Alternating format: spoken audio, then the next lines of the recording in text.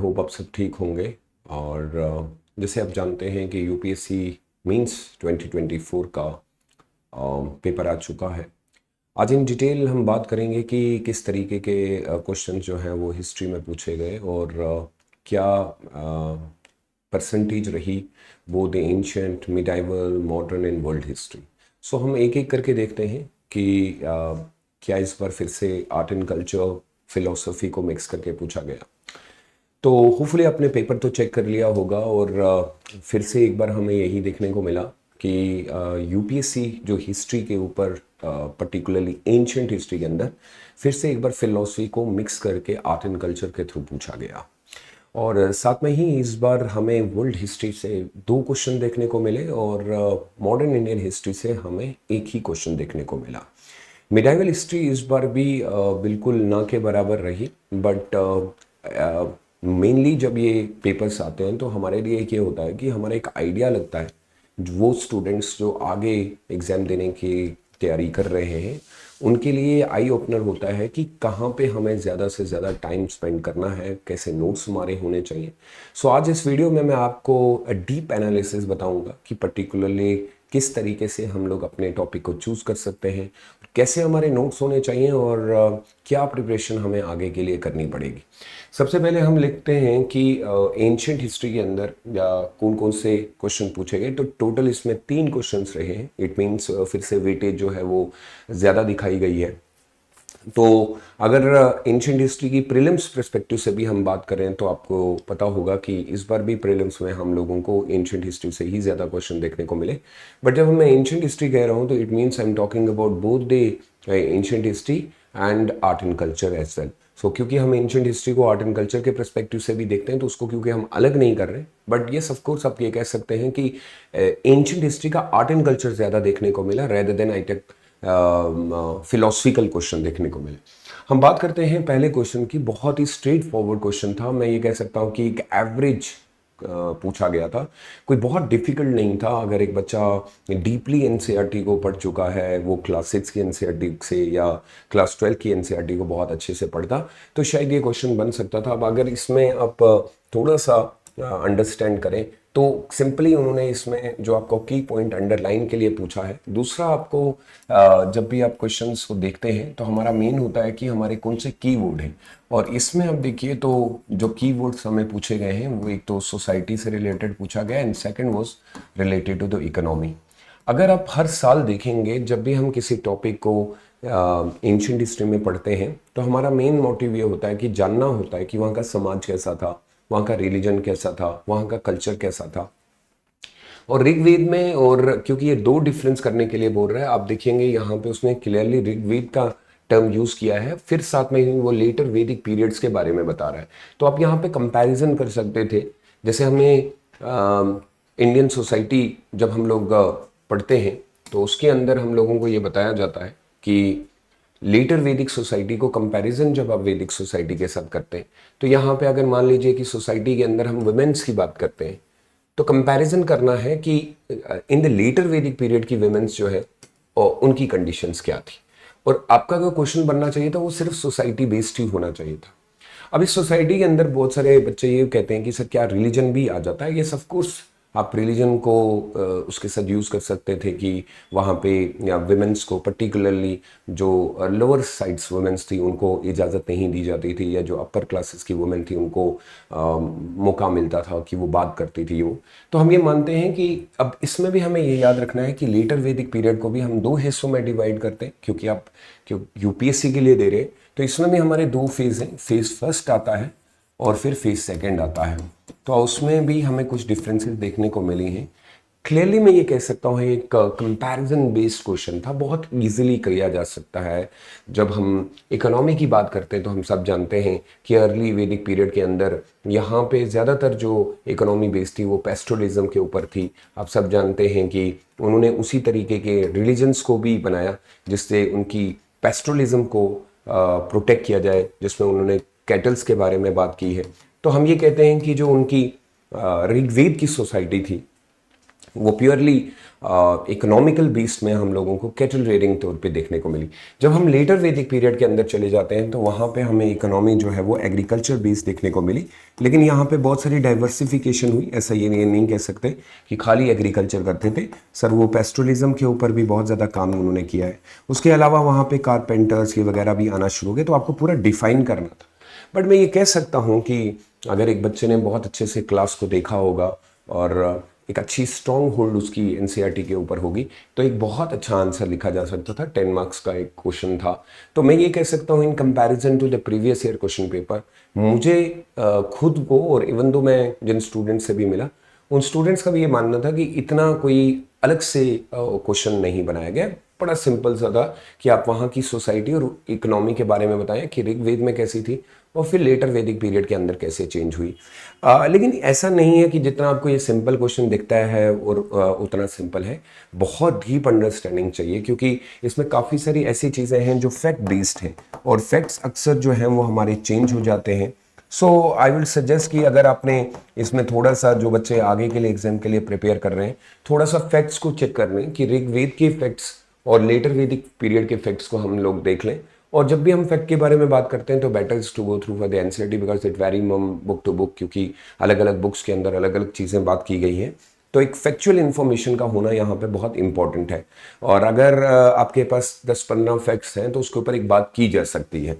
उसके अलावा भी अगर आप देखेंगे तो इकोनॉमी के ऊपर हम सब जानते हैं कि उनका बहुत ज़्यादा था, क्योंकि फिर राजन ने टैक्स लेना भी शुरू कर दिया क्योंकि वो चाहता था कि लोग ज़्यादा से ज़्यादा एग्रीकल्चर करेंगे, तो एग्रीकल्चर करेंगे तो उनकी पॉलिटिकल अथॉरिटी भी जो है वो इंक्रीज होती गई।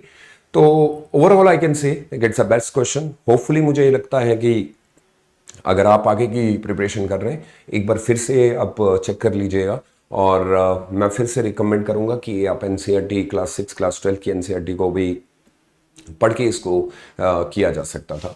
Let's see the question number 2, जो बहुत ही मुझे लगता है कि इजी फिर से क्वेश्चन है, लेकिन इस बार थोड़ा सा अगर आपको याद होगा, हम जब डेक्कन साइड के बारे में बात करते हैं, मैं काफ़ी बार बच्चों को कह चुका हूँ कि जो हमारा एंशियंट हिस्ट्री जिस पीरियड में बना है वो डेक्कन का पीरियड है। क्योंकि इस साइड में अगर आप देखेंगे तो ये हमारा during the period of medieval history के अंदर में भी बहुत इंपॉर्टेंट रहा इस एरिया के अंदर। और फिर उसके बाद आपको याद होगा कि इसी टाइम पे कांचीपुरम एरिया, यानी कि जो पलवास की टेरिटरी है, वो बहुत ज़्यादा इंपॉर्टेंट हो गई।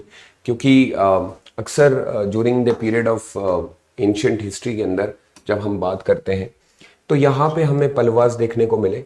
और क्योंकि आप सब जानते हैं कि पलवास पहले कोई इंडिपेंडेंट डायनेस्टी तो नहीं थी, लेकिन सतवाहन टाइम पे जब वो रूल करते थे इस पीरियड के अंदर, तो उन्होंने पलवास को एक बहुत एज अ फ्यूडेटरी की तरह लिया। लेकिन जैसे ही सतवंश का डिक्लाइन हुआ तो आपको याद होगा कि ये लोग पलवास जो है वो इंडिपेंडेंट हुए। फिर इनकी एक काफ़ी सारी लड़ाई जो है वो डेक्कन के साइड में चलती रही। बट ये क्या है कि ये पॉलिटिकल हिस्ट्री है उनकी, और मैं अक्सर बच्चों को कहता हूँ कि देखिए पॉलिटिकल हिस्ट्री यूपीएससी बहुत कम पूछता है। खासकर जब भी आप साउथ के साइड में चले जाएंगे तो यहाँ पे आपको जब भी आप देखेंगे तो आपको आर्ट एंड कल्चर ही दिखेगा, क्योंकि इन्होंने काफ़ी सारा आर्ट एंड कल्चर किया है। अब अगर आप ये देखेंगे तो वो एक आपसे ये चाहता है कि बताइए कितना, एस्टिमेट लगाना है आपको, the contribution of the Pallavas, Pallavas मतलब कांचीपुरम वाले।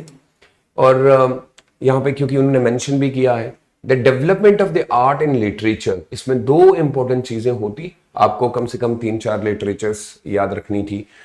3-4 भी हो जाएंगी तो काफ़ी है। उसके अलावा जो इन्होंने आर्ट किया है और ये मंदिरों के बारे में हम सब जानते हैं कि इनकी जो सबसे बड़ी कंट्रीब्यूशन रही है बेटा, वो है आपका ड्रेविडियन स्टाइल।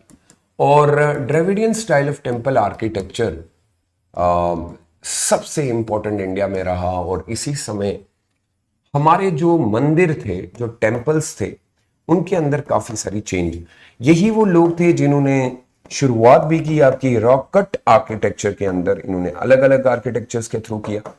अब एक याद रखना पड़ेगा आपको इस चैप्टर के अंदर, जितना ये क्वेश्चन फिर से इजी लग रहा है, ऑल्दो ये क्वेश्चन बहुत इजी है, स्ट्रेट फॉरवर्ड क्वेश्चन है, तो कोई डीप एनालिसिस करने के लिए भी नहीं पूछा है, बट जब हम पलवास की हिस्ट्री को पढ़ते हैं तो हमें यहाँ पे एटलीस्ट जितने किंग्स हैं उनके नाम याद होने चाहिए थे।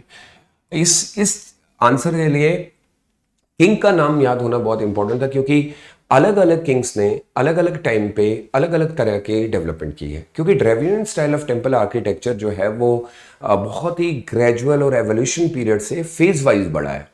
कब जगाती का सिस्टम आया, मंडपास कैसे बनना शुरू हुए, अर्धा मंडपास किस तरीके से बनाए इन लोगों ने, महामंडपास को कैसे चेंज किया, द्वारपालिका कैसे लगाए गए, उसके ऊपर जो इन्होंने पिलर्स बनाए उन पिलर्स की कार्विंग कैसे की गई।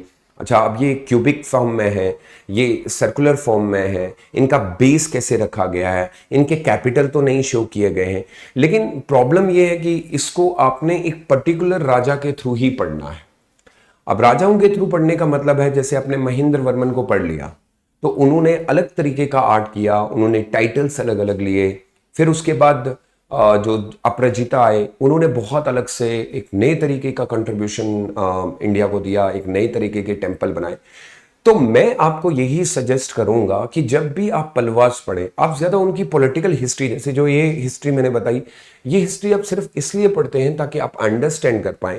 दूसरी कंट्रीब्यूशन, क्योंकि एस्टिमेट करने के लिए बोला, इनकी कंट्रीब्यूशन ये है क्योंकि इनके समय में ही आपके चालुक्यंस जो है वो रूल कर रहे थे डेक्कन साइड में इस पर्टिकुलर पीरियड के अंदर। तो हमें क्या पता चलता है कि जो चालुक्यंस है उसके बाद की जो एक और डायनेस्टी थी जो कि चोला डायनेस्टी, जिसके ऊपर ऑलरेडी क्वेश्चन पूछा गया है, तो आपको एक अलग से एक सिनेरियो देखने को मिलता है कि जो बाद की डायनेस्टीज आई, जो पलवास के बाद में आए, उन्होंने जो आर्ट एंड आर्किटेक्चर किया है वो सेम वही आर्ट एंड आर्किटेक्चर किया जो ऑलरेडी पलवास कर चुके थे। तो हम ये कह सकते हैं कि जो एक इम्पैक्ट हमें देखने को मिला वो पलवास का हमें बाद में भी देखने को मिला। उनके जो रॉक कट सिस्टम बनाने का तरीका था वो बाद की डायनेस्टीज ने भी इंप्लीमेंट किया। So for this particular question you need to have a very broad information regarding the entire dynasties जो were ruling in the southern side of India, जो साउथ में उस समय रूल कर रही थी। एंड इसमें एक और चीज़ भी इंपॉर्टेंट हो जाएगी, जब भी हम पढ़ते हैं हमें ये भी पता होना चाहिए कि जब पलवास अपने Dravidian style of temple architecture को बना रहे थे तो जो स्टोन्स के इस्तेमाल हुआ है, उसका मटेरियल जो यूज हुआ है वो भी बहुत अलग अलग टाइम पे अलग अलग राजाओं ने अलग अलग मटेरियल्स का इस्तेमाल किया है। क्योंकि पहले तो सिंपली रॉक कट में ही हो जाता था, तो एक ही रॉक कट चल रहा है। बाद में क्योंकि इन्होंने मोनोलिथिक, आपको ये चीज़ें बहुत इंपॉर्टेंट याद रखनी है, बहुत सिंपल नहीं है। किस राजा ने जो है वो खाली मोनोलिथिकल स्टोन का ही इस्तेमाल किया, क्या इन्होंने प्लास्टर का इस्तेमाल किया है, जो मूर्तियां अंदर रखी गई हैं उसके लिए क्या इन्होंने यूज किया है, इनके मंदिरों के ऊपर रामायण और महाभारत दिखती है वो आपको दिखानी पड़ेगी। वो एक इनिशिएटिव था।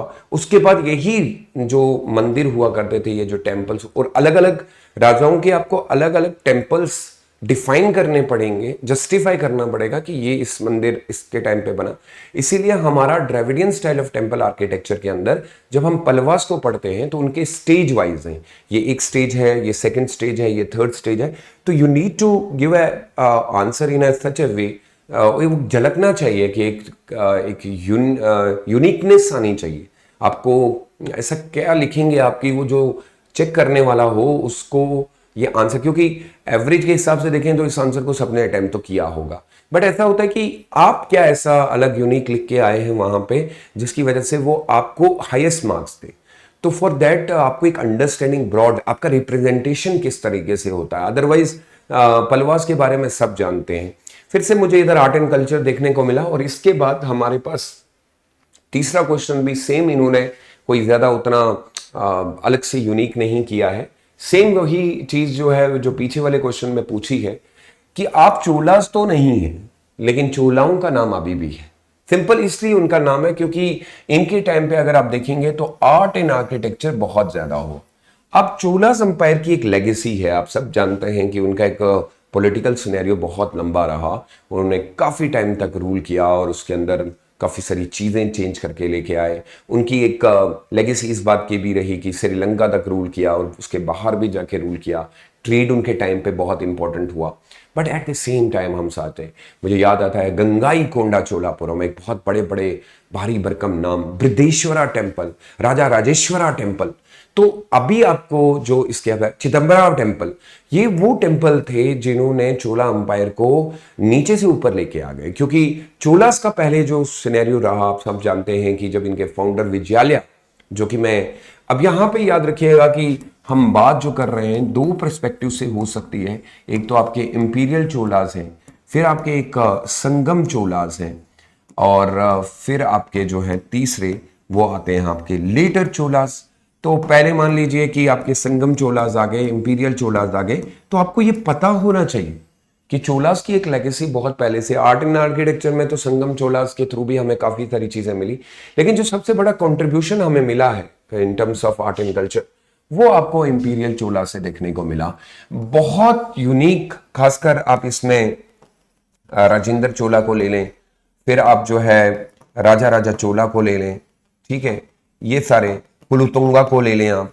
ये वो लोग हैं जिन्होंने उस समय की आर्ट, अब इन्होंने जो आर्ट किया है वो सेम आर्ट वही था जो पलवास के टाइम पे Dravidian style of temple architecture. But at the same time हमें थोड़ा सा बहुत ये भी बताना पड़ेगा, these temples were particularly dedicated to the Shiva.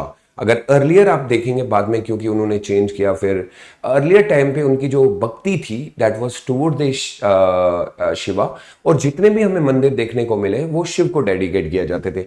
Even अगर हम बात करें राजेंद्र चोलास और राजा राजा चोलास की, तो इनके समय में खासकर जो मंदिर बनाए गए वो पॉलिटिकल यूज के लिए भी किए जाते थे। तो इसलिए पॉलिटिकल यूज के लिए अगर वो वहीं से सारा कुछ चलता था, तो हमें काफी सारे उनके जो मूर्तियां देखने को मिली, जो स्कल्पचर्स देखने को मिले। इवन हमें राजा राजा चोला की भी मूर्ति देखने को मिली। गोल्ड का बहुत ज्यादा अच्छा खासा इस्तेमाल करते थे, और इनकी भी कार्विंग के ऊपर बहुत ज्यादा बात हो सकती है कि इनके पिलर्स बहुत यूनिक हुआ करते थे। रामायण और महाभारत देखने को मिलती थी। उसके अलावा जो इन्होंने अर्लियर टाइम पे क्या होता था कि ऐसा लगता था कि चोला जो है वो कोशिश करते थे कि एक एरियाज के अंदर, अगर आप बात करें कि आपने गोपुरम जो एरिया होता था, ये बहुत उसको सजाते थे। गोपुरम मतलब आपका जो गेटवे होता है, आप इस तरह के भी से थे। फिर उसके बाद मंडपा, फिर महामंडपास, फिर आपका गर्भगिरा एरियाज, फिर उसके बाद आपका अंतराला का एरिया, फिर आपके विमाना शिखर वगैरह जो हो गए, उसके नीचे आपका जगाती सिस्टम जो हो गया। तो एक बच्चा थोड़ा बहुत एक फिगर के थ्रू, क्योंकि हम जो माइंड मैप के अंदर क्योंकि बहुत सारी चीजें नोट करवाता कि किस तरीके से उन्होंने इनिशिएटिव लिया। और गोपुरम को सबसे ज्यादा पैसा इसीलिए लगाया जाता था क्योंकि वो कोशिश करते थे कि बाहर के जो लोग आते हैं वो मंदिर के अंदर अगर नहीं भी आ रहे हैं, लेकिन बाहर से जो गेट दिखता है उस गेट से ये अंदाजा लगाया जाए कि ये राजा कितना शक्तिशाली। क्योंकि हम फिलॉसफी को जानते हैं पीछे कि राजाओं का सबसे ज्यादा ये कोशिश होती थी उस समय कि अगर जितना मंदिर ज्यादा डेवलप होगा तो लोगों को ये लगेगा कि ये राजा बहुत ज्यादा सक्सेसफुल होगा। इसीलिए हमें यहाँ पे जब हम साउथ इंडिया की, तो बहुत बड़े बड़े यज्ञ किए जाते थे, बड़े बड़े सैक्रिफाइसेस हुए हैं यहाँ पे। उसके अलावा भी साथ में हम देखें तो ये लोग इसके सेंटर के अंदर जो पिलर है उसके बाद सब्सिडरी जो आपके श्राइन्स थी वो बना देते थे, जिसको पंचायतन सिस्टम जो साइड साइड से रखे जाते थे। वाटर के बारे में बहुत ज्यादा ख्याल रखा जाता था क्योंकि अर्बनाइज्ड होने वाला था, बाहर से लोग आते थे, वो यहाँ पे रुकते थे, क्योंकि एक मार्केट क्रिएट करने की जरूरत थी। क्योंकि चोलाज उस समय ये चाहते थे कि जो काफी सारे लोग हैं वो सेटल, मार्केट वगैरह बनेगी, उसका इकोनॉमिक प्रोसेस बहुत ज्यादा, क्योंकि हर टेम्पल के पीछे तो एक legacy, I can say like yes of course, अगर एनसीईआरटी की एक नॉलेज होगी और प्लस अगर आपने स्टैंडर्ड नोट्स का इस्तेमाल किया होगा, very easy, I will say like it was very average question, कोई इतना ज्यादा डिफिकल्ट नहीं है। Let's moving toward the modern Indian history. You all know that modern Indian history का थोड़ा सा वेटेज के हिसाब से अगर मैं बात करूं तो पिछले 2 साल से बहुत कम देखने को मिला है। बट ऑफ कोर्स ये क्वेश्चन बहुत अच्छा पूछा गया है, कोई इतना ज्यादा डिफिकल्ट नहीं था। इस बार भी हमें एक मूवमेंट देखने को मिली है सिंपल। यहाँ पे अगर आप देखेंगे तो यहाँ पे इवेंट्स आर इंपॉर्टेंट। अब काफी बार ये होता है कि हमें ये लगता है कि क्वेश्चन जो है वो इसलिए पूछा गया है, यहां पे इवेंट्स के बारे में वो कह रहा है कि वो चीजें बताइए जिसकी वजह से क्विट इंडिया मूवमेंट हुई। अब आप सब जानते हैं कि क्विट इंडिया मूवमेंट जो है वो 1942 के अंदर शुरुआत होती है। बट ये तो हुआ कि भारत छोड़ो आंदोलन और गांधी जी उस समय बहुत एक एटलीस्ट ये क्लियर हो चुका था कि अब भारत की आज़ादी ऑलमोस्ट आने वाली है। अब ये इवेंट थोड़ा सा पीछे चले जाएंगे। अब ये देखिए, मॉडर्न इंडियन हिस्ट्री की कला ये है कि आपको एक इतनी फ्रीडम देती है कि आप उसके अंदर वो क्रिएटिविटी जगा पाए। अब आप सब लाइन के अंदर से हिसाब लगा लें कि वो पीरियड हमें 1935 का दिखा, फिर आपको 1935 के बाद वो इलेक्शन का पीरियड आपको देखने को मिला जिसमें बहुत कुछ हमें, फिर 1939 को हमारे कुछ खुद के भी, अगर याद होगा, सुभाष चंद्र बोस के और गांधी जी के बीच में एक कंट्रोवर्सी भी चल रही थी रिगार्डिंग प्रेजेंट। उसके बाद अगर आपको याद होगा तो इसी टाइम पे वर्ल्ड वॉर सेकंड के बारे में बात की गई, और वर्ल्ड वॉर सेकंड के अंदर हमारे पास 3 डिविजन्स हो गए, और हर एक बंदा ये कह रहा था, इसमें आप देखिए सुभाष चंद्र बोस, उनका ये कहना था कि हमें अब ज्यादा पार्टिसिपेट नहीं करना चाहिए, डायरेक्टली इस समय वर्ल्ड वॉर हो चुका है तो एक फायदा उठाया जा सकता है, डायरेक्टली अटैक कर सकते हैं और आज़ादी हासिल कर सकते हैं। फिर इसमें गांधी जी का ये कहना था कि हमें शायद ब्रिटेन का साथ देना चाहिए। फिर इसी में आपको याद होगा कि नेहरू जी आए और उन्होंने एक कंसेप्ट दिया कि नहीं, हम तभी साथ देंगे, हमारी एक कंडीशन रहेगी कि अगर आप पहले हमें आज़ाद करेंगे उसके बाद हम लोग जो है वो आपका साथ दे सकते हैं। तो एक तीनों कंसेप्ट अलग अलग आए, और फिर बाद में आपको याद है कि यही टाइम था जब राजेंद्र प्रसाद और उसके बाद आपके मोस्ट इंपॉर्टेंट सरदार वल्लभ भाई पटेल, उन्होंने भी इनको ज्वाइन कर लिया ये कह के कि नेहरू की जो उस समय फॉरेन पॉलिसी थी वो सही थी। इसके बाद 1940 में आपको एक और भी याद होगा कि मुस्लिम्स का एक बहुत बड़ा जो मुस्लिम लीग थी, वो लोग तो इस समय इस पीरियड को यूटिलाइज करना चाहते थे कि उनका क्लियर था कि पाकिस्तान तो बनेगा, डिक्लेरेशन ऑफ पाकिस्तान, और अगर पाकिस्तान बनेगा तो यही वो समय है जब हम पुश कर सकते हैं। यानी उनका एक अपना तो एक डाइवर्जन, एक अलग अलग लोग, तो ये सारी चीजें पीछे पनप रही थी। लेकिन उसके बाद की जो कहानी जो शुरू हुई, आप सब जानते हैं कि जब हम 1940 का पीरियड देखते हैं, it is known as the great offers period, और उसमें एक ऑफर हमें मिला, अगस्त ऑफर, जब हमें यह कहा गया कि देखिए आपको हम डोमिनियन स्टेटस भी दे देंगे, और अगर आप हमारा साथ देंगे इस समय, क्योंकि ब्रिटिश को हमारी बहुत ज्यादा जरूरत थी, तो कंडीशन के ऊपर ये कह रहे थे कि देखिए आप जो डिमांड कर रहे थे, क्योंकि डोमिनियन स्टेटस की जो डिमांड हमने की थी वो तो हमारी 1919 से चल रही थी, और उसके बाद अगर आपको याद होगा 1929 को पीटी जवाहरलाल नेहरू ने जो लाहौर का सेशन किया, उसमें हम क्लियर कर चुके थे कि हमें पूर्ण स्वराज चाहिए, अब there should be a complete independence. हम अब डोमिनियन स्टेटस के बारे में बात नहीं करेंगे, लेकिन अगस्त ऑफर के फेलियर का एक रीजन आप कह सकते हैं कि this was another reason for the starting of the Quit India, it led to the Quit India movement basically. उसके बाद अगस्त ऑफर के बाद आप सब जानते हैं जब ये पूरी तरीके से फेल हो गया तो गांधी जी ने कुछ यहाँ पे इंडिविजुअल सत्याग्रह किए, उसके साथ फिर पीटी जवाहरलाल नेहरू भी उनके साथ जुड़े। फिर ब्रिटिश गवर्नमेंट को लगा कि नहीं यार, थोड़ा सा बेटर किया जा सकता है, तो हम कुछ मिशन भेज देते हैं, क्रिप्स मिशन आ गया, उसका एक फेलियर आपको देखने को मिला।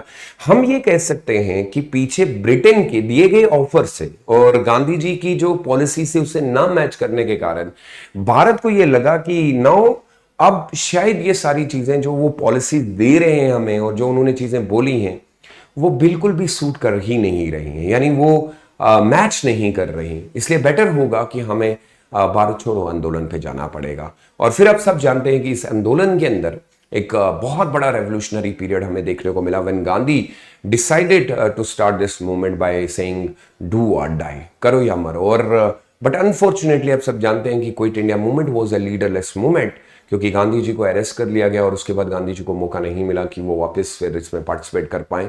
बट हम ये मानते हैं कि एक लेगेसी तो quit India, and now it may be differ from the historian to historian. Some are saying that there was no need to start this quit India movement because everything was very much clear कि अब British जो है वो आपको आज़ादी दे देंगे।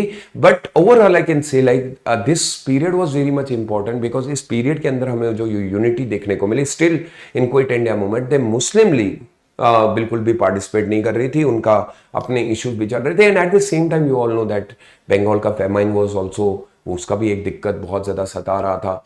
तो एक मूवमेंट को जब भी हम पढ़ते हैं क्लास के अंदर, मैं हमेशा स्टूडेंट से कहता हूं कि जब भी आप कोई मूवमेंट पढ़ें, वो नॉन कॉपरेशन मूवमेंट पढ़ें, वो सिविल डिसोबीडियंस मूवमेंट पढ़ें या quit India movement, go through by the causes and the events which lead that movement. Because movement आप लिख सकते हैं बट इवेंट जो क्रिएट कर रहे हैं, इधर the movement can be the events can be both like fundamental events are immediate, तो दोनों हो सकते हैं। Overall I can say like कोई इतना डिफिकल्ट नहीं था। स्टिल अगेन आई से लाइक क्विट इंडिया मूवमेंट के लिए आप एनसीईआरटी को भी रिकमेंड कर सकते हैं, जीएस के पेपर से, जीएस की बुक से भी हो सकता था स्टैंडर्ड। अगर इस बार थोड़ा सा हमें वर्ल्ड हिस्ट्री में क्वेश्चन देखने को मिले, काफी टाइम से वर्ल्ड हिस्ट्री एक खाली पड़ी हुई थी, बट मैं आपको जो अंडरस्टैंड करवाने की कोशिश कर रहा हूं, जो यूपीएससी का अब तरीका क्वेश्चन पूछने का हो चुका है वो अब ये सिंपल बन चुका है कि मिक्सचर करना पड़ेगा वर्ल्ड हिस्ट्री को मॉडर्न के साथ मिक्स करके। इस बार जो क्वेश्चन हमें पूछा गया है, that was how for it is correct to say that the first world war was essentially बहुत डायरेक्ट स्ट्रेट फॉरवर्ड, कोई इधर उधर नहीं पूछा गया।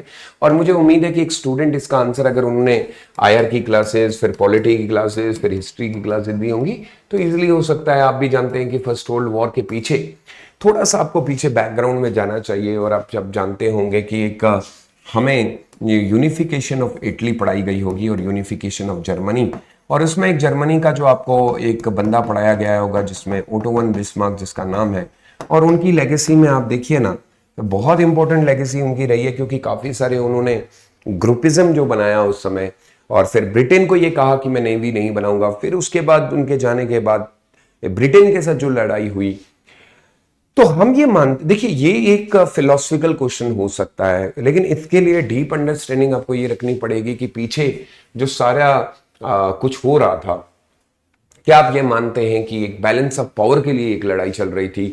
यहां से आपके रशिया के हालात आप देख लीजिए, उसके बाद रशिया के अंदर जो बहुत सारे इश्यूज थे, फिर उसके बाद आपके जर्मनी का जो एक बहुत बड़ा इशू था, वेमियर रिपब्लिकन पार्टी का एक बहुत बड़ा कंसेप्ट रहा है।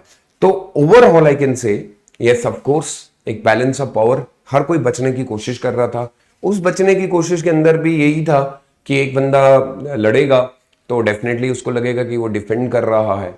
फिर उसके अंदर की एक अपनी पॉलिसीज भी थी। मैं जो स्टूडेंट्स को ये कहता हूं कि if you want to write a good answer for the world history and particularly the world war first, you need to understand the unification of Germany. Because Germany का वो जो किस्सा था, जब वो जर्मनी को यूनिफाइड कर रहे थे, और उसमें फिर उन्होंने जो फ्रांस को वहां से निकाला और उनसे जो ह्यूमिलेटिंग ट्रीटी साइन हुई, जिसका बाद में फ्रांस ने उनका बदला लिया, और फिर बाद में वो जो एक गुप्त तरीके से जो अलायंसेस बन रहे थे, वो जो जर्मनी के अंदर बिस्मार्क एक अलायंसेस बना बना के अलग अलग तरीके से लोगों को जोड़ने की, जिसमें वो अलग अलग कोशिश उसकी थी कि इसमें उनके साथ रशिया भी जुड़ जाए, फ्रांस भी जुड़ जाए, ब्रिटेन भी जुड़ जाए, तो अलग एक पर्सपेक्टिव बना। लेकिन उसके बाद उनके जाने के बाद उसका एक अलग तरीके से यूटिलाइजेशन करने के तरीके से हम ये कह सकते हैं, of course it was a balance of power. और मुझे उम्मीद भी है कि इसमें उतना डिफिकल्ट। एक क्वेश्चन जो इस बार मुझे बड़ा अच्छा लगा वो ये है कि इन्होंने इसके अंदर जो मिक्स किया है, तो आप देखेंगे इसमें आपको दो क्वेश्चन देखने को मिल रहे हैं। एक तो ये आपको वर्ल्ड हिस्ट्री से जो क्वेश्चन पूछा गया है, इसमें मिक्सचर है मॉडर्न। आप अगर ये कह रहे हैं कि आप ये मॉडर्न है तो बिल्कुल गलत होगा, क्योंकि आप देखिए यहाँ पे इंडस्ट्रियल रेवोल्यूशन पूछा गया in England, responsible for the decline of the cottage industries in India. हमारे पास हिस्ट्री है, इसके ऊपर एक पूरा चैप्टर जो है वो लिखा गया है। और मैं अपने बच्चों को हमेशा कहता हूं कि हमारा एक चैप्टर मॉडर्न इंडियन हिस्ट्री का जो है वो इकोनॉमी का है, बहुत इंपॉर्टेंटली वो पढ़ना पड़ता है। और उसमें हम ये पढ़ते हैं कि कैसे भारत के अंदर इन्होंने भारत की डी इंडस्ट्रियलाइजेशन की, एक पूरा टॉपिक है हमारा deindustrialisation of India and particularly to the handicraft का जो है। अब इसमें आपको याद होगा एक फिलॉसफी जो आई 1760 के अंदर, जब इंडस्ट्रियल रेवोल्यूशन पूरी तरीके से फैलना शुरू होगा, तो एक कंसेप्ट दिया गया कि handmade good by replaced by machine made goods, कि अब यार हाथों के कामों से क्या ही करना है, हमारे पास एक बहुत अच्छा खासा कंसेप्ट है, मशीनें हैं जो आपको बहुत सस्ते में चीजें बना के देगी। सवाल वहां पे आके खड़ा हुआ कि वो जो लोग हाथों का काम करते थे उनका क्या हुआ। इन्होंने, ब्रिटिश लोगों ने इतनी मार्केट के अंदर अपने मटेरियल्स को फ्लडेड पूरी तरीके से भर दिया, 65% से गिर के हैंडीक्राफ्ट का अगर आप पढ़ेंगे कुछ 16 के करीब 16% रहा। तो एक समय आया जब लोगों को यह लगा कि अब हमारे हाथों की कोई वैल्यू नहीं, अब वो ये काम छोड़ चुके थे, पूरी तरीके से बेकार हो गया। अब इसका एक नुकसान अगर आप ये देखेंगे तो हैंडीक्राफ्ट का मतलब ये था कि हमारी जो इकोनॉमी थी वो रूलर बेस्ड थी।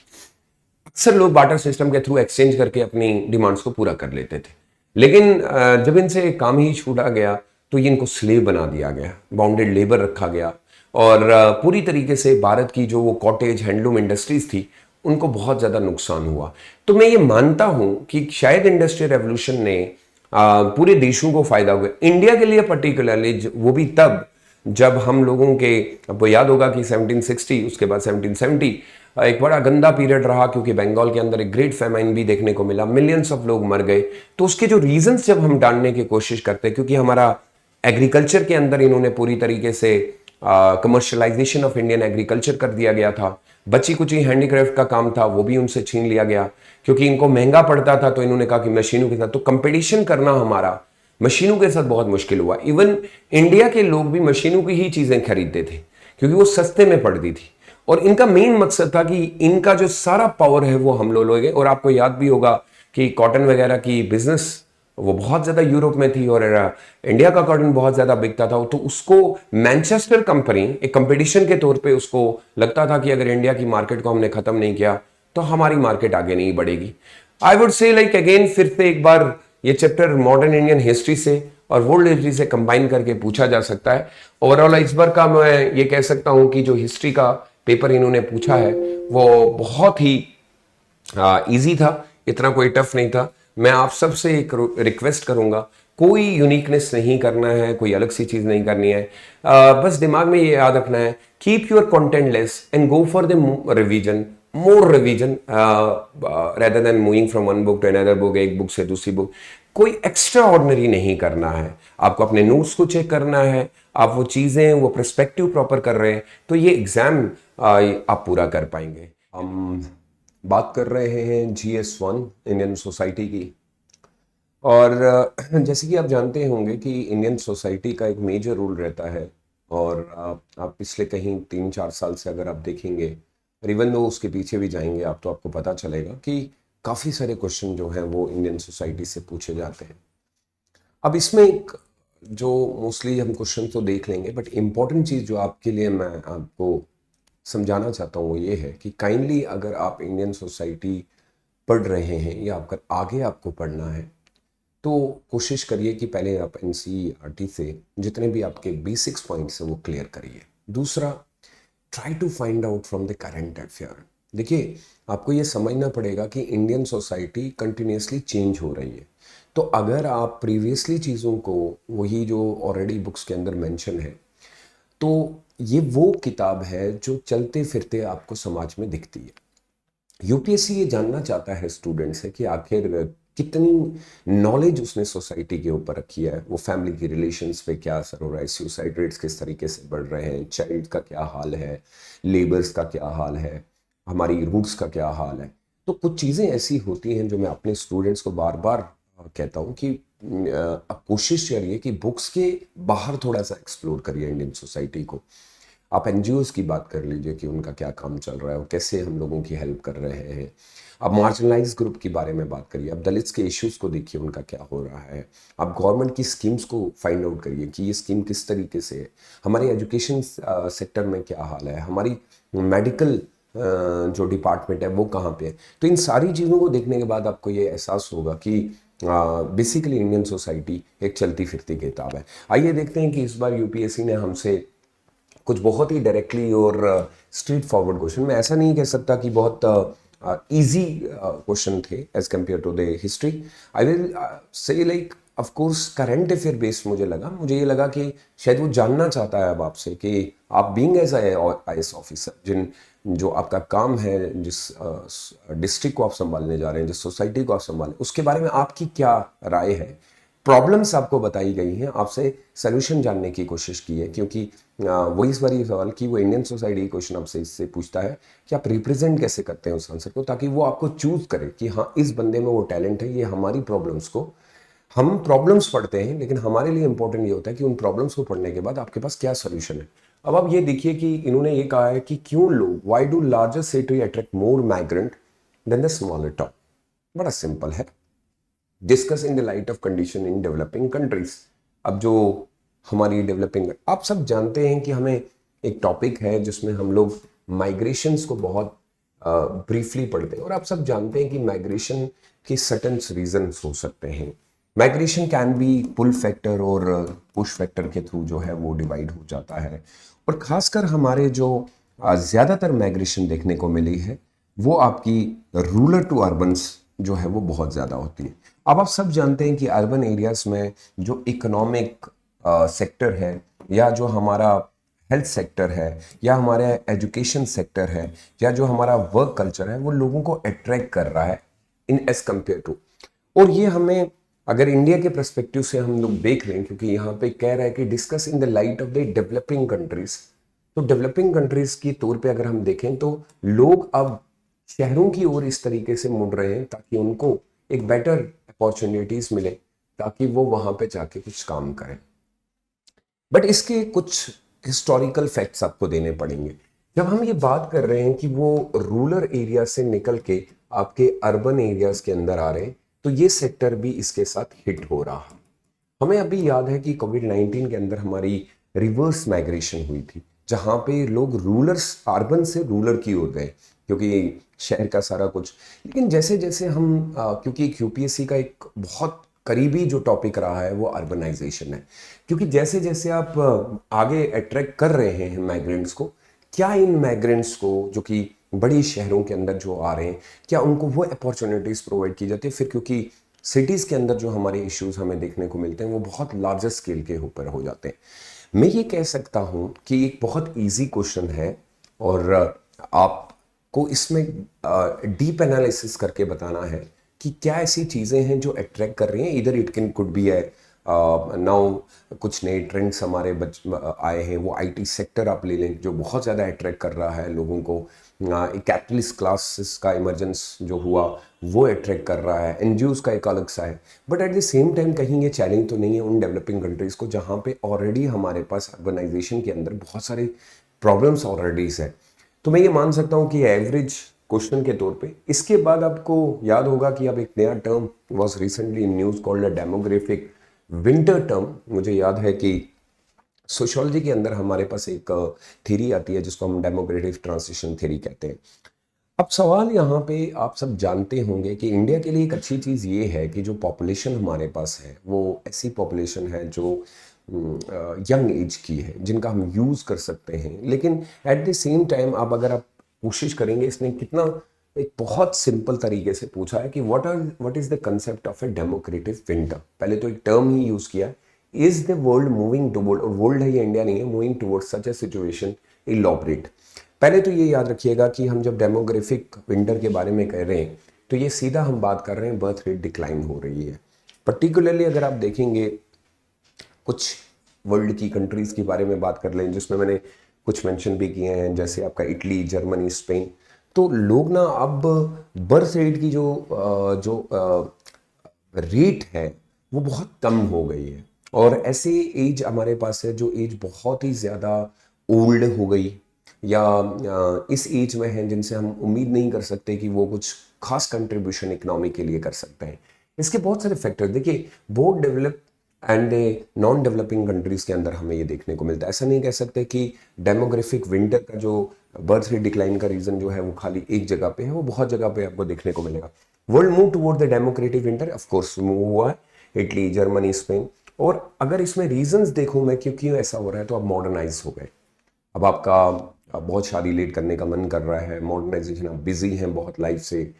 दूसरा रीज़न पर्सनल वैल्यूज़ भी हो सकते हैं, आपके खुद की एक चॉइस है। और तीसरा रीज़न यह है कि इन्फ्लेशन बहुत बढ़ रही है। अब हर एक बंदा बहुत सोच समझ के हर फैमिली को प्लान करने की कोशिश कर रहा है, उसको समझना है उसके ऊपर बहुत सारे एक आप सब जानते हैं कि इकोनॉमी, मैं तभी कह रहा था ये बुक आप देखिए किस पर्सपेक्टिव पे बात करती है।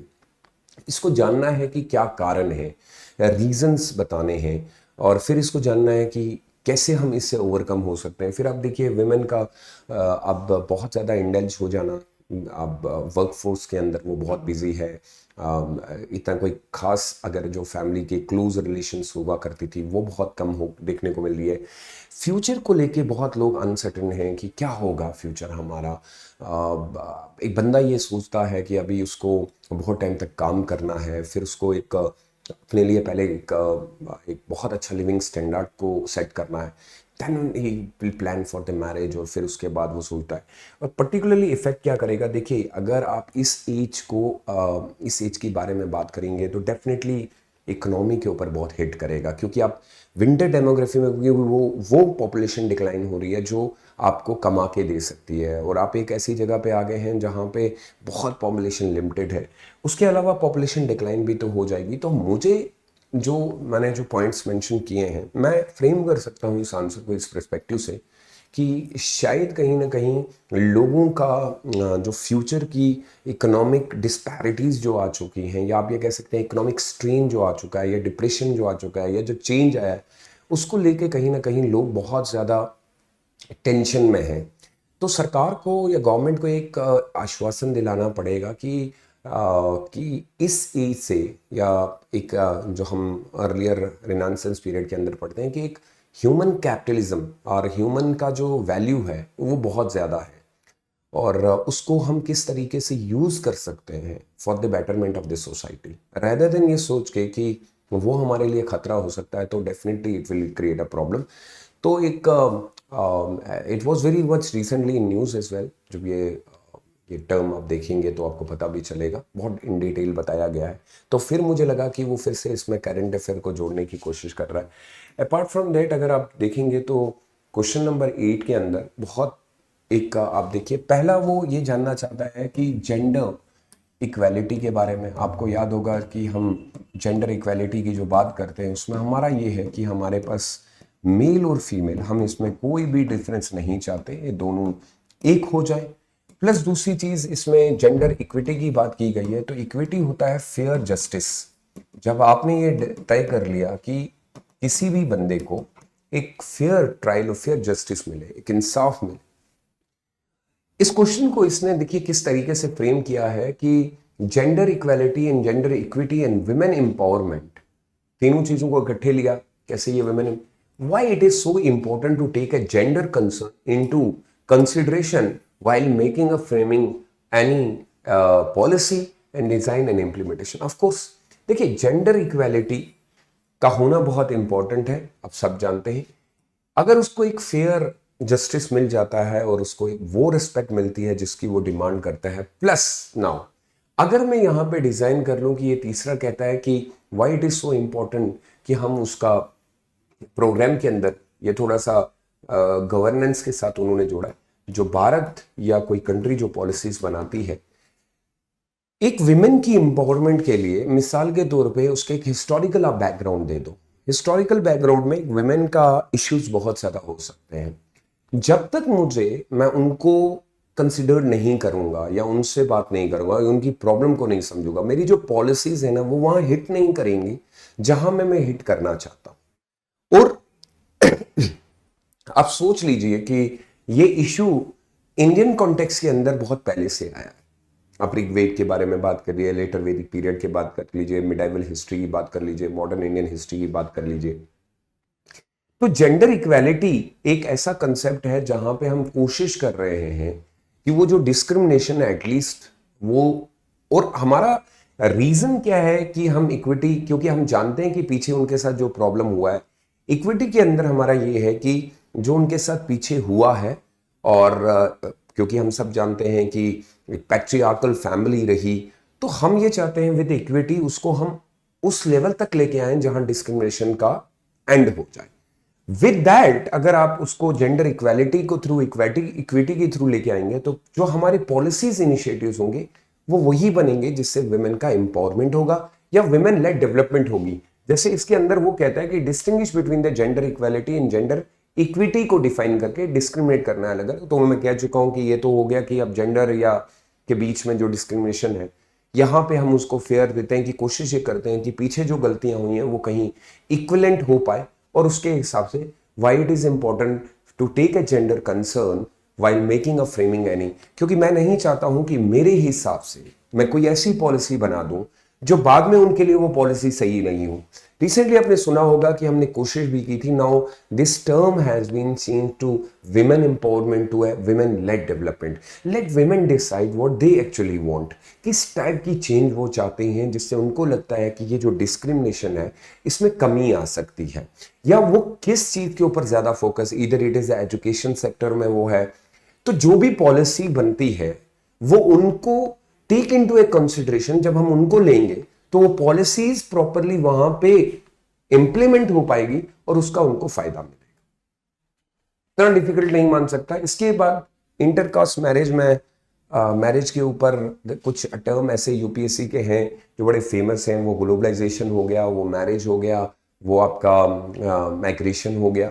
इसमें इसने पूछा है कि देखिए इंटरकास्ट मैरिज और उसके साथ साथ which have a socio economic parts have increase to some extent, but there is a list जो हमें देखने को मिला। मैं ये कह सकता हूँ कि इंटरकास्ट मैरिज जो है वो पहले आपको याद है बहुत ज़्यादा डिफिकल्ट था, आपको याद होगा। इसके ऊपर एम एन श्रीनिवास ने बहुत अच्छे से एक डिवाइन भी किया है कि पहले आप ये मान लीजिए कि ब्राह्मण, क्षत्रियास, वेश्यास, शूद्रास, तो इनका एक क्लियर बाउंड होता था कि हम ये भी मानते हैं कि जो कास्ट सिस्टम को अगर किसी ने बहुत ज़्यादा वीक किया वो ये हुआ कि इंटरकास्ट मैरिज होने लगी।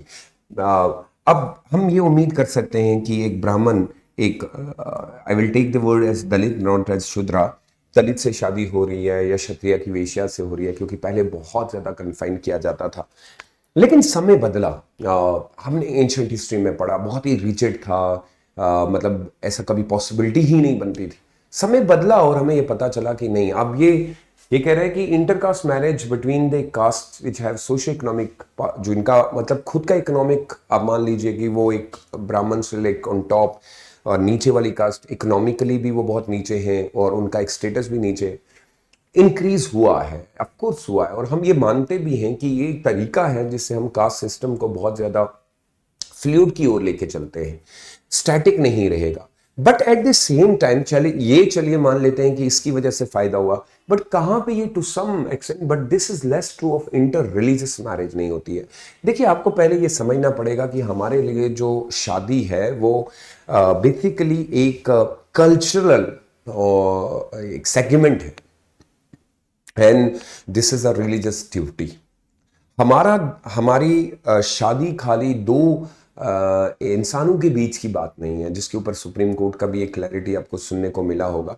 वो जानना चाहता है कि आखिर ऐसा क्यों होता है कि एक दो धर्म आपस में क्यों मिक्स नहीं हो पाए आज तक, मतलब क्यों शादियां नहीं हुई। देखिए ये एक बहुत सेंसिटिव सवाल है, लेकिन आप सब जानते हैं वो इसीलिए जानने की कोशिश करता है कि रिसेंटली आपको बहुत सारे केसेस ऐसे देखने को मिले जिसके ऊपर एक क्लैरिटी भी आई। लेकिन हम ये मानते हैं इन terms of a religious perspective view, हमारे लिए रिलीजन ऑन टॉप प्रियोरिटी है और उसकी कुछ फंडामेंटल बेसिक्स पॉइंट्स हैं, और उस पॉइंट के हिसाब से हम ये मानते हैं कि ये शादी जो है ये एक रिलीजियस ड्यूटी है, ये एक कल्चरल है, और अगर आप कुछ भी कर लेंगे तो वो कल्चरल भारी पड़ता है। कल्चरल एक्टिविटीज और रिलीजियस ड्यूटी हमेशा भारी पड़ेगा सोसाइटी के ऊपर।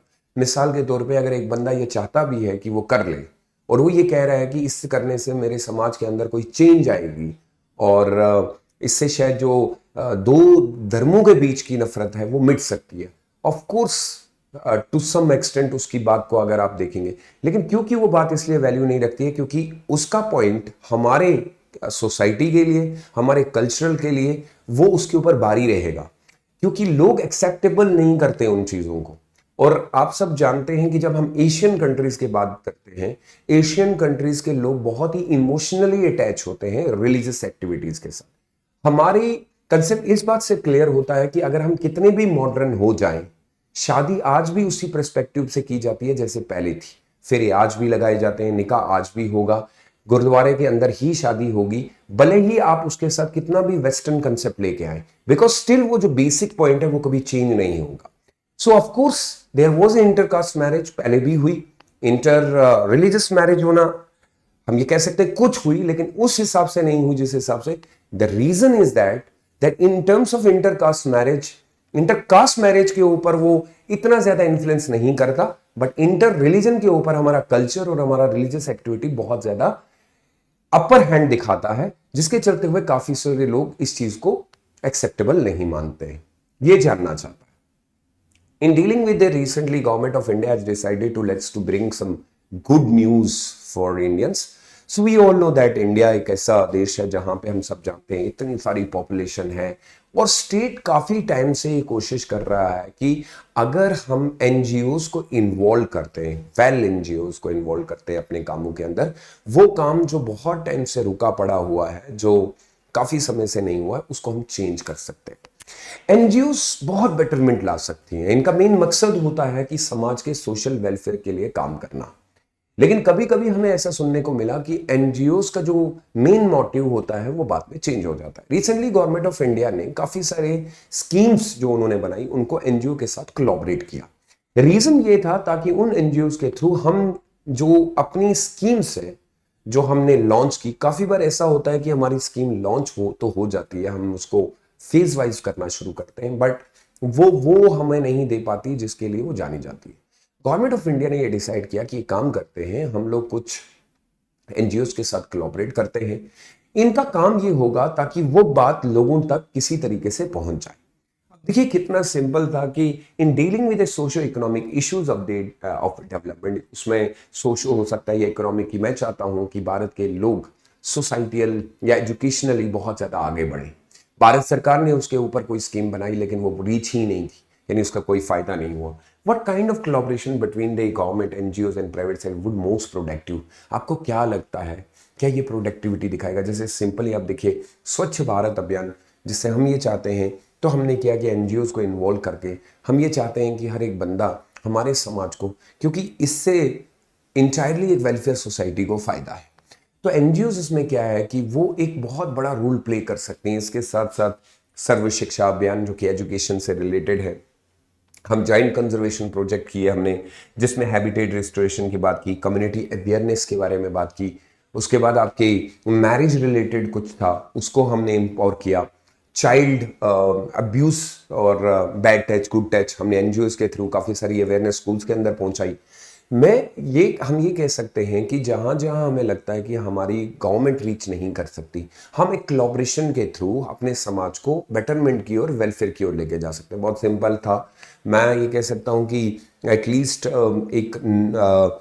एक यूपीएससी कैंडिडेट से जो काफ़ी टाइम से तैयारी कर रहा है, उसके लिए तो भाई इजी है कि इतना कोई डिफिकल्ट नहीं था। कोलैबोरेशन में गवर्नमेंट किस तरीके से मिलकर एनजीओज के साथ एक बेनिफिट हमारी सोसाइटी को दे सकती है। अपार्ट फ्रॉम दैट, ये तो हिस्ट्री का हो गया। और उसके बाद हमारा था that is what is the regional disparities and how it is different from, very very easy question, disparities के ऊपर आप सब जानते हैं। हमारा पहला चैप्टर जो है इंडियन सोसाइटी का, that is diversity in India. किस तरीके की diversity, we all know that जब ये इस डाइवर्सिटी के बारे में बात करता है, हाउ डज इट डिफर, ये सिर्फ सिंपल ये डाइवर्सिटी कैसे डिफरेंट है डिस्पैरिटीज से। जब हम रीजनल डिस्पैरिटीज की बात करते हैं, और ये रीजनल डिस्पैरिटीज को किस तरीके से खतरा कर सकता है, unequal distribution of resources, unequal distribution of resources with अगर आप देखेंगे लेस अपॉर्चुनिटीज इकोनॉमिक डेवलपमेंट। अगर कहीं पे ऐसा लगता है कि एक समाज बहुत आगे बढ़ रहा है, दूसरा समाज बहुत कम बढ़ रहा है, हमारा मेन एजेंडा भी यही है कि भारत हमेशा आगे तरक्की करे। स्टेट हमेशा कोशिश ये करती है कि कहीं पे रीजनल डिस्पैरिटी ना हो। मान लीजिए कि एक स्टेट के ऊपर 1 करोड़ रुपए का खर्चा हुआ, तो हम कंपैरिजन कर लेते हैं कि चलिए 90 लाख रुपए दूसरी स्टेट के ऊपर खर्चा हुआ। तो कभी कभी ऐसा लिखने को मिलता है कि एक स्टेट बहुत ज़्यादा आगे बढ़ गई और एक स्टेट बहुत ज़्यादा पीछे गई। हम अपने देश के अंदर रीजनलिज्म को प्रमोट नहीं करते, बट हाँ एट द सेम टाइम हम ये कहते हैं कि रीजनलिज्म एक थ्रेट है हमारी सोसाइटी के लिए। बट स्टेट की बेटरमेंट के लिए कोई बंदा काम कर रहा है और स्टेट को प्रमोट कर रहा है, that is something different. But when it comes to a regional disparities, when he is comparing his state with other, और विलेज टू विलेज भी हमें कभी कभी ये देखने को मिलता है। So regional disparities in India has a like economic inequality. सबसे पहले बंदा जब भी कोई चीज़ है, ये इसलिए कहा जाता है कि once you become I S officer you need to take all these point into a consideration while framing any policies towards any state और may be the village.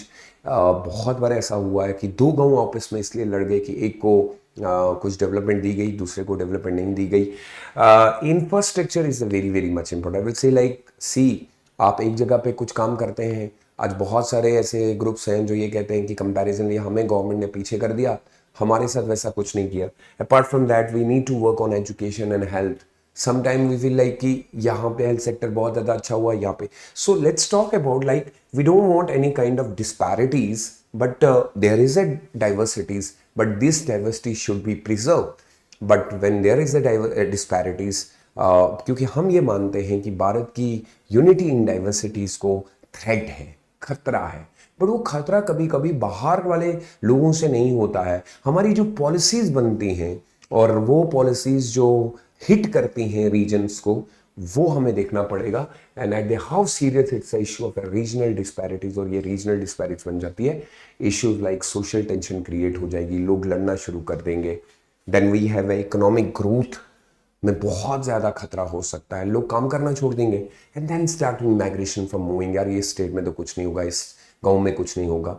So yes of course we need to protect this diversity of India, otherwise वो चीज़ें। So overall I can say it was basically a current affair question कि किस तरीके के अभी हमारी चीज़ें चल रही हैं।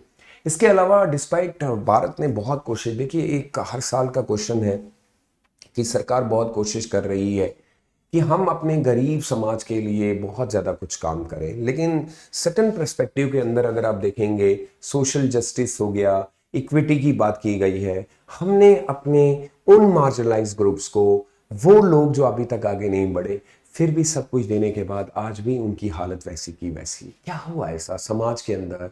हमारे कॉन्स्टिट्यूशन के अंदर सब कुछ लिखा है, पर ये बड़ी सिंपल सा है, कोई बड़ा इशू नहीं। डिस्पाइट कॉम्प्रिहेंसिव पॉलिसीज हम सब कुछ दे चुके हैं, इक्विटी की बात कर, फेयर जस्टिस की बात कर चुके हैं, सोशल जस्टिस की बात कर चुके हैं, प्रिविलेज सेक्टर को फुल बेनिफिट भी दिए गए कॉन्स्टिट्यूशन में, फिर भी अभी तक कुछ नहीं हुआ। तो रीजन आते हैं दैट इम्प्लीमेंटेशन गैप है, कहने में और करने में बहुत फर्क है। कहीं ना कहीं हमें ये लगता है कि हम जो बोल रहे हैं वो हमें दिख नहीं रहा, एक बात तो ये। दूसरा अवेयरनेस की कमी है, सारे लोगों को काफ़ी कभी हमारी जो पॉलिसीज़ किसी अनप्रिविलेज ऐसे लोगों के लिए की जाती है, वो उसका जो टाइम बॉन्ड होता है वो तब तक ख़त्म हो जाता है और फिर उसको पता चलता है कि ऐसा है। Apart from that caste and community discrimination आज भी बहुत देखने को, इनका आपस में जो अनप्रिविलेज सेक्शन है, इनके काफ़ी सारे बहुत ज़्यादा इश्यूज हैं। इनमें भी माइनॉरिटीज़ का और मेजॉरिटिज्म का जो है इशू वो देखने को मिला। पॉलिसीज़ तो बनती हैं लेकिन इन तक पहुंच नहीं पाती। Then we have a geographical area, अभी तक काफ़ी सारे एरियाज हैं जो अनटच रहे, जहाँ तक हम पहुंच नहीं पाए, या उनके यहाँ के लीडर रिप्रेजेंट नहीं कर पाए, उनके इश्यूज लीडर उठा नहीं पाए। फिर पॉलिटिकल विल भी तो नहीं है, वो पार्टिसिपेशन का वो उनमें दिखता नहीं है, उनको ऐसा लगता है कि हम मार्जिनलाइज्ड हैं, हमारे लिए कुछ नहीं है। Then we have economic constraint, वो रुक गए हैं, ऐसा लगता है कि बस अब कुछ नहीं है, there is no some future. So हमें क्या चाहिए कि समाज के अंदर, कॉन्स्टिट्यूशन के अंदर सब कुछ है, फिर भी वो लोग डेवलप नहीं हो पाए, तो हम ये नहीं कह सकते कि सर उनकी गलती है। ये हम लोगों को मसले उठाने पड़ेंगे, हमें उन तक रीच करना है। फिर से यूपीएससी जानना चाहता है once you become IAS officer, आपके अंदर ये इश्यू जब आप आएंगे, आप कैसे उन लोगों तक पहुंचेंगे और ये डिस्पैरिटी को खत्म करने की कोशिश करेंगे। देन इकोनॉमिक और उनकी जो स्किल गैप हो चुकी हैं उनको कैसे खत्म करेंगे। तो ये वो रीजन है जो अभी तक उनको आगे बढ़ने के लिए बहुत ज़्यादा दिक्कत करते हैं। मुझे ये लगता है कि इसमें भी आप बहुत इजीली लिख सकते थे, इतना दिक्कत नहीं होती। Then globalisation has increase the urban migration by skill by the young unmarried women from various classes. How this trend impacted on this social relationships? And very simple question, ये 3-4 बार रिपीट हो चुका है ये क्वेश्चन। तो मैं आपको ये बताऊं, सिंपल सा इसमें क्वेश्चन जो वो पूछ रहा है, globalisation has increased urban migration, वो करेगा क्योंकि ग्लोबलाइजेशन से माइग्रेशन होगी। बाय स्किल्ड, जो काम वाले होंगे, यंग होंगे, ज्यादातर लोग मूव होते हैं, अनमैरिड वुमेन्स होंगी, ऑफ कोर्स आएंगी, वेरियस क्लासेस, अलग अलग क्लासेस। लेकिन इसके साथ साथ इनके आने से पर्सनल फ्रीडम और रिलेशनशिप विद फैमिलीज किस तरीके से हुई। देखिए आप सोच लीजिए कि जो गांव से बंदा निकला है और जो एक पर्टिकुलर एरिया से आया, एक जॉइंट फैमिली का मेंबर है और जॉइंट फैमिली से निकल के आया, उसकी हाई रिलीजियस वैल्यूज हैं, बहुत टाइम तक रहा, एक लिमिटेड रिसोर्सेस का बंदा है, तो डेफिनेटली जब वो एक रूरल एरिया से निकल के अर्बन पर्सपेक्टिव में घुसता है, तो ये वाले कंसेप्ट बिल्कुल रूरल एरियाज में एक्सेप्टेबल नहीं होते। अब यहाँ पे अगर आप देखेंगे तो काफ़ी समय काम करने के बाद उसका जो पहला हिट होता है, उसकी जो पर्सनल फ्रीडम है और रिलेशनशिप जो है, उस पर बहुत सारी चेंज आ जाती है। अब आप देखिए कि हमारे आज जहाँ पे जो सबसे ज़्यादा दिक्कत है वो ये है कि जैसे ही एक बंदा रूरल से अर्बन एरिया में आता है, बहुत ज़्यादा उसकी हायर वैल्यू होती है टुवर्ड्स फैमिली, लेकिन अब उसको क्योंकि फ्यूचर दिखता है, now he convert himself into an एक फैमिली। दूसरा, जब तक वो घर में था एक हेड ऑफ द फैमिली होता है, उसकी वो बातें मानते हैं, सब कुछ उसकी अकॉर्डिंग होता है, बट अब उसको लगता है कि नहीं, अब मेरी खुद में एक वैल्यू है, मेरी खुद एक पर्सनल फ्रीडम है इन terms of both women and male and female, ऐसा दोनों के अंदर देखने को मिला है। इस चेंज के कारण अगर आप देखेंगे एक इकोनॉमिक डेवलपमेंट आपको तो देखने को मिलती है। मैं हमेशा ये नहीं मान सकता कि हमेशा आने वाले लोग, क्योंकि वो ग्लोबलाइजेशन को हिट कर रहा है तो उसके अंदर वो ये कह रहे हैं इंक्रीज अर्बन माइग्रेशन हुई है, अनमैरिड विमेन है यहाँ पे, तो ये देखिएगा इनके लिए चेंज हो जाएगा, क्योंकि इनकी एक अपनी विल जागेगी इनको आगे क्या करना है। क्योंकि जब तक ये इसका पार्ट नहीं थी तो तब तक फैमिली का सारा कुछ चलता था, from various getting full benefit of affirmative action, तो उनको फायदा भी तो मिला, but action class how this trend impacted upon their personal freedom, ये पर्सनल फ्रीडम के बारे में बात कर रहा है और उनकी रिलेशनशिप विद द फैमिलीज। तो बहुत बार ये रिलेशनशिप या तो स्ट्रांग हो जाएगी, लेकिन ज़्यादातर हमने ये देखा है कि ये रिलेशनशिप बहुत ज़्यादा वीक हो जाती है, और उसके कारण है क्योंकि वो बिजी है अपने काम में। अब वो जितना क्लोजनेस था पहले, अब उसके जो रिलेटिव्स थे उनके साथ उसका उतना ज़्यादा उठना बैठना नहीं होगा, एक रिलेशन वीक होना शुरू हो जाएगी। उसके साथ साथ उसकी पर्सनल फ्रीडम की बात कर रहे हैं, ये दोनों पर्सपेक्टिव में होगी कि उसका सिटी के अंदर कैसा पर्सनल फ्रीडम है, और फिर जब वो रूरल एरिया में था तब क्या उसका पर्सनल फ्रीडम है। Of course I can say it hit and it will impact his entire scenario, उसकी लाइफ के अंदर जो है वो चेंज होगा due to because of the globalisation. Last and finally कहता है कि क्रिटिकली एनालिसिस करिए आप, there is a high correlation between the Indian cultural diversity and social economic marginalities. Bharat एक कल्चरली डाइवर्सिटी के अंदर रहता है, आप सब जानते हैं, हाई कोरिलेशन बताता है इन दोनों के बीच में। अगर आप बताएंगे सोशो इकोनॉमिक, हमारे पास मार्जिनलाइज ग्रुप उसको कहा जाता है जिसको आप एक्सक्लूड कर देते हैं, exclusion of A group from economic, social, political, religious, जब समाज को आप उससे निकाल देते हैं। देखिए डाइवर्सिटी को बहुत खतरा है जब आप एक कल्चरल डाइवर्सिटी को, सबसे ज़्यादा खतरा है जब उसके अंदर डिस्पैरिटीज आना शुरू हो जाए। क्रिटिकली वो फिर से कहता है that there is a high correlation between the Indian cultural diversity and social economic मार्जिनलिटीज।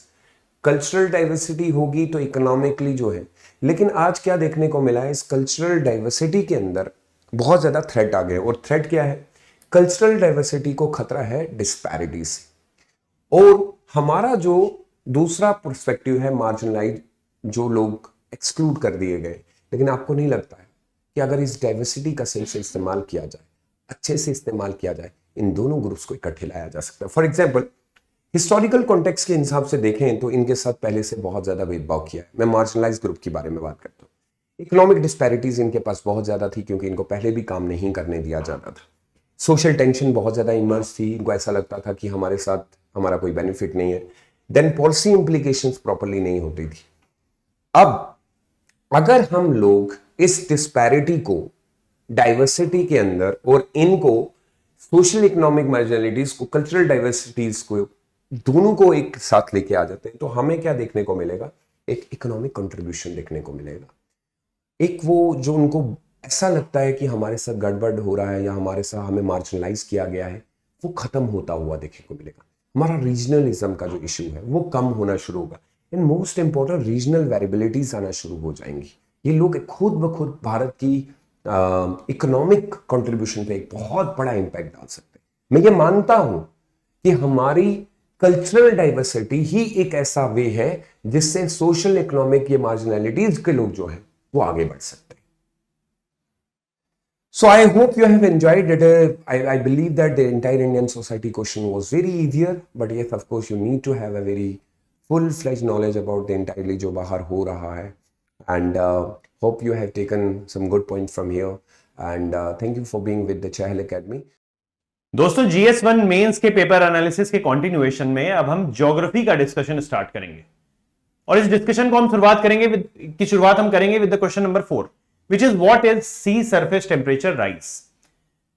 क्या होता है सी सरफेस टेम्परेचर राइज? तो वाटर का सरफेस, वाटर का टेबल आप जानते हैं कि it is water table, and इसमें कुछ ऊपर का एरिया होता है जहां पर सनलाइट का पेनिट्रेशन ज्यादा होता है। This zone is called photic zone, this zone is called photic zone. और उसमें भी जो बिल्कुल ऊपर के लेवल्स होते हैं, बिल्कुल ऊपर का वाटर लेवल होता है, उसमें ज्यादा हमारा टेम्परेचर बढ़ता है, ज्यादा टेम्परेचर राइज होता है। तो इसी को हम सी टेम्परेचर राइज कहते हैं। अगर हम इसका क्वांटम देखेंगे कितना बढ़ चुका है, तो लगभग 0.9 डिग्री सेंटीग्रेड हमारा टेम्परेचर बढ़ चुका है, और इसके कई सारे एनवायरमेंटल कॉन्सिक्वेंसेज हैं। ठीक, इसका सबसे बड़ा एनवायरमेंटल कॉन्सिक्वेंस यह है कि इसकी वजह से बायोडायवर्सिटी, काफी बड़ी मात्रा में हमारी जो बायोडायवर्सिटी है वो इंपैक्ट होती है, वो खत्म होती है। जैसे कि हमने देखा कि कोरल रीफ्स में लीचिंग काफी इंटेंसिफाई हो चुकी है। कोरल रीफ्स की जो लीचिंग है वो काफी ज्यादा इंटेंसिफाई हो चुकी है, और कोरल्स का एक्सटिंक्शन हो जाएगा अगर ये टेम्परेचर और ज्यादा बढ़ता है तो। मतलब ये 1.5 डिग्री सेंटीग्रेड से ज्यादा, जो कि अभी 0.9 डिग्री सेंटीग्रेड तक बढ़ा हुआ है, अगर ये 1.5 डिग्री सेंटीग्रेड से और ज्यादा बढ़ता है तो बहुत सारी बायोडायवर्सिटी हमारी जो ओशन की है वो खत्म हो जाएगी। ठीक है, तो आपको इंट्रोडक्शन पार्ट में ये वाली सारी चीजें आपको डिनोट करनी है, मार्क करनी है। देन इसका इंपैक्ट ट्रॉपिकल साइक्लोन, इसका फॉर्मेशन ऑफ ट्रॉपिकल साइक्लोन्स में क्या रोल है, देखिए इसके बारे में हमें फिर स्टार्ट करना है कि भाई ट्रॉपिकल साइक्लोन क्या होता है। ठीक, तो first talk about tropical cyclone, और इनको ट्रॉपिकल साइक्लोन क्यों बोला जाता है। ठीक, राइट, तो 0 डिग्री इक्वेटर से अगर हम बात करें, both sides, north 23.5 degree north and 23.5 degree south, ये रीजन हमारा ट्रॉपिकल रीजन बोला जाता है। This is tropic of Cancer and this is tropic of Capricorn. अब 0 डिग्री इक्वेटर पर अगर हम देखें तो कोरियोलिस फोर्स जो हमारा है 0 डिग्री से लगभग 5 डिग्री तक, कोरियोलिस फोर्स बहुत 0 या फिर बहुत वीक होता है। ठीक है, तो यहां पर Coriolis force is not available. ठीक, Coriolis force is not available, या फिर ये मिनिमल होता है। मिनिमल कोरियोलिस फोर्स की वजह से यहां पर विंड्स का फॉर्मेशन नहीं हो सकता है, तो इससे जैसे ही हम ऊपर उठते हैं वैसे ही यहां पर विंड्स का फॉर्मेशन होता है। ठीक, ट्रॉपिकल साइक्लोन हमेशा सी सरफेस पर आते, सी सरफेस पर आते, और ट्रॉपिकल साइक्लोन्स का जो फ्यूल है that is water vapour. Tropical cyclones का जो फ्यूल है दैट इज वाटर वेपर, मतलब water vapour is like the fuel for tropical cyclone. Water vapour कैसे बनेगा, जितना ज्यादा इवेपोरेशन सी सरफेस से होगा उतना ज्यादा वाटर वेपर बनेगा, और उतना ही ज्यादा वाटर वेपर क्या करेगा, फिर उससे ट्रॉपिकल साइक्लोन को वो इंटेंसिफाई करेगा। ठीक है, ट्रॉपिकल साइक्लोन्स के आने के लिए 27.5 डिग्री सेंटीग्रेड से ज्यादा टेम्परेचर हमें सी सरफेस का चाहिए। मतलब सी सरफेस पर जो हमारा टेम्परेचर है वो 27.5 डिग्री से ज्यादा होना चाहिए, प्लस कोरियोलिस फोर्स का प्रेजेंस होना चाहिए। अगर ये दोनों एलिमेंट्स अवेलेबल हैं तो there will be tropical cyclones. और ये टेम्परेचर जितना ज्यादा बढ़ता जाएगा, अगर ये मोर देन 30 डिग्री सेंटीग्रेड हो गया तो ट्रॉपिकल साइक्लोन्स की इंटेंसिटी बहुत ज्यादा बढ़ जाएगी। ट्रॉपिकल साइक्लोन इतने ज्यादा इंटेंस हो जाएंगे कि उनके लिए जो डिजास्टर मैनेजमेंट के अभी हमारे पास हम प्रिंसिपल्स फॉलो करते हैं या जो हम मेजर्स लेते हैं वो भी काम नहीं करेंगे। ट्रॉपिकल साइक्लोन की सबसे खतरनाक चीजें क्या होती हैं, देखिए सी सरफेस पे, I am sorry,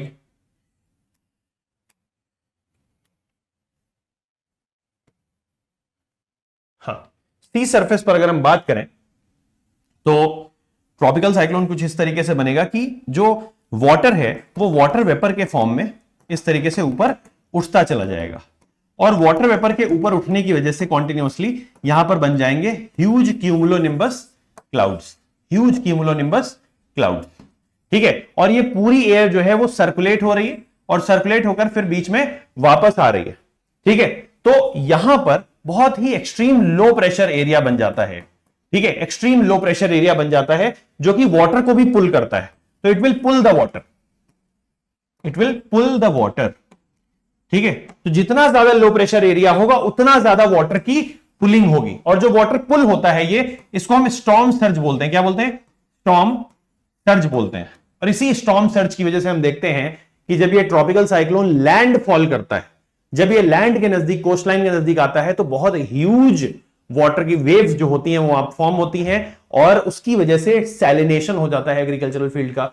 salty water जो है एग्रीकल्चरल फील्ड में चला जाता है, जहां पर ह्यूमन हैबिटेशन है, लोग रह रहे हैं, वहां पर सॉल्ट वाटर चला जाता है। ठीक है, तो जितना ज्यादा हमारा टेम्परेचर बढ़ेगा उतने ज्यादा हमारे ट्रॉपिकल साइक्लोन्स इंटेंसिफाई होंगे और उतने ही ज्यादा ये फ्रीक्वेंट हो जाएंगे। पिछले कुछ सालों में हमें ये देखने को मिल रहा है, ग्लोबल वार्मिंग की वजह से पिछले कुछ सालों में हमें ये देखने को मिल रहा है कि अरेब ओशन, अरेब सी की तरफ, जहां पर इतना ज्यादा ट्रॉपिकल साइक्लोन्स नहीं आते थे या कभी भी नहीं आते थे, वहां पर लगातार ट्रॉपिकल साइक्लोन्स आने लगे हैं, क्योंकि अब फिर अरेब सी भी कहीं ना कहीं अपना जो पूरा का पूरा टेम्परेचर है वो लूज नहीं कर पा रहा है, और वहां पर भी टेम्परेचर मोर देन 27.5 डिग्री ही रहता है, डिग्री सेंटीग्रेड ही रहता है। इसलिए हम देख रहे हैं कि अरेब सी की तरफ भी ट्रॉपिकल साइक्लोन्स लगातार बन रहे हैं। बे ऑफ बंगाल में उनकी इंटेंसिटी लगातार बढ़ती जा रही है, मतलब वो ज्यादा डिस्ट्रक्टिव होते जा रहे हैं ट्रॉपिकल साइक्लोन्स। ठीक है, तो ट्रॉपिकल साइक्लोन्स के फॉर्मेशन को सी लेवल सरफेस टेम्परेचर्स बहुत ज्यादा इंपैक्ट करते हैं, उनकी इंटेंसिटी को बढ़ा देते हैं, साथ ही साथ उनकी फ्रीक्वेंसी को भी बढ़ा देते हैं, मतलब ये ज्यादा रिकरेंट हो जाते हैं इन नेचर। ठीक है, और आसानी से जब टेम्परेचर ज्यादा होगा तो आसानी से ट्रॉपिकल साइक्लोन आ सकता है, क्योंकि उसके लिए प्री कंडीशन है कि 27.5 डिग्री सेंटीग्रेड से ज्यादा टेम्परेचर होना चाहिए और कोरियोलिस फोर्स का प्रेजेंस होना चाहिए। ठीक है, तो ट्रॉपिकल रीजन में हमारे जो साइक्लोन्स हैं वो बनेंगे। Is that clear? चलिए, इसमें आप ट्रॉपिकल साइक्लोन्स के फॉर्मेशन का फिगर भी बना सकते थे, डायग्राम भी बना सकते थे। ठीक, इससे बचा कैसे जा सकता है? इससे बचने का यह तरीका है कि भाई हम अपने डिजास्टर मैनेजमेंट के जो अथॉरिटीज हैं, हमारी जो वर्क फोर्स है, उसको हम और ज्यादा ट्रेन करें, उसको हम और ज्यादा टेक्नोलॉजी इक्विप्ड बनाएं, अर्ली वार्निंग सिस्टम्स डेवलप करें। जैसे कि इंडिया ने कई ऐसे सैटेलाइट्स भेजे हैं जो कि अर्ली वार्निंग सिस्टम की तरीके काम करते हैं, मतलब इंडिया पहले ही इससे रिलेटेड प्रेडिक्शन कर सकता है कि किस रीजन में ट्रॉपिकल साइक्लोन बनने के चांसेस हैं, और उसको ट्रैक भी कर सकता है, उसके पाथ को, कि किस तरीके से ट्रॉपिकल साइक्लोन मूव करेगा। राइट, इसके बाद हम बढ़ते हैं नेक्स्ट क्वेश्चन पर, विच इज क्लाउड बस्ट। तो देखिए, ये सारे के सारे फिनोमेना लगातार हमने देखे हैं कि किस तरीके से हिमाचल प्रदेश में कई सारे रीजन्स क्लाउड बस्ट के इश्यू को झेल चुके हैं। ठीक है, तो क्लाउड बस्ट कैसे होता है? पहली चीज है, इसके पीछे भी ग्लोबल वार्मिंग रिस्पॉन्सिबल है, ग्लोबल वार्मिंग।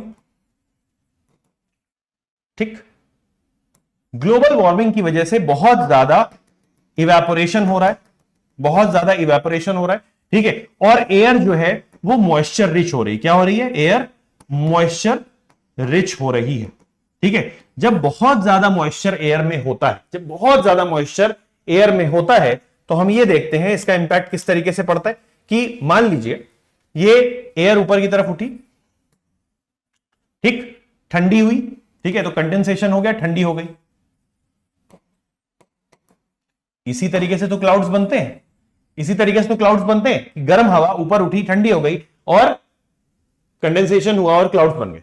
ठीक, अब अगर लगातार ये गर्म हवा, मैं थोड़ा सा कलर चेंज करता हूं, अगर लगातार ये गर्म हवा ऊपर ही की तरफ उठती रहे, ऊपर की तरफ उठती रहे, ठीक है, और ऐड होती रहे क्लाउड में, तो इससे क्या होता है, वो जो वाटर ड्रॉपलेट्स हैं, वाटर ड्रॉपलेट्स हैं, उनको इतना ठंडा नहीं होने देती, इतना डेंस नहीं होने देती कि वो गिर पड़े। ठीक है, तो इस तरीके से वाटर जो मॉइस्चर है उसका प्रेजेंस, लगातार मॉइस्चर ऐड होता रहता है क्लाउड में, लगातार मॉइस्चर ऐड होता रहता है। और अगर वहां पर कोई ऐसी ज्योग्राफी है, अगर कोई ऐसी ज्योग्राफी है, मान लीजिए वहां पर आसपास कोई माउंटेन रेंज है या हिल्स है कई सारी, ठीक है, तो उससे क्या होगा, ये क्लाउड या ये हवाएं लगातार इसमें इसके साथ ऊपर उठती चली जाएंगी, इसके साथ ऊपर उठती चली जाएंगी। ठीक है, तो वाटर ड्रॉप मॉइस्चर कंटेंट बहुत हाई है। ठीक है, तो मैं यहां पर कुछ पॉइंट्स लिख देता हूं कि हाई मॉइस्चर कंटेंट होना चाहिए,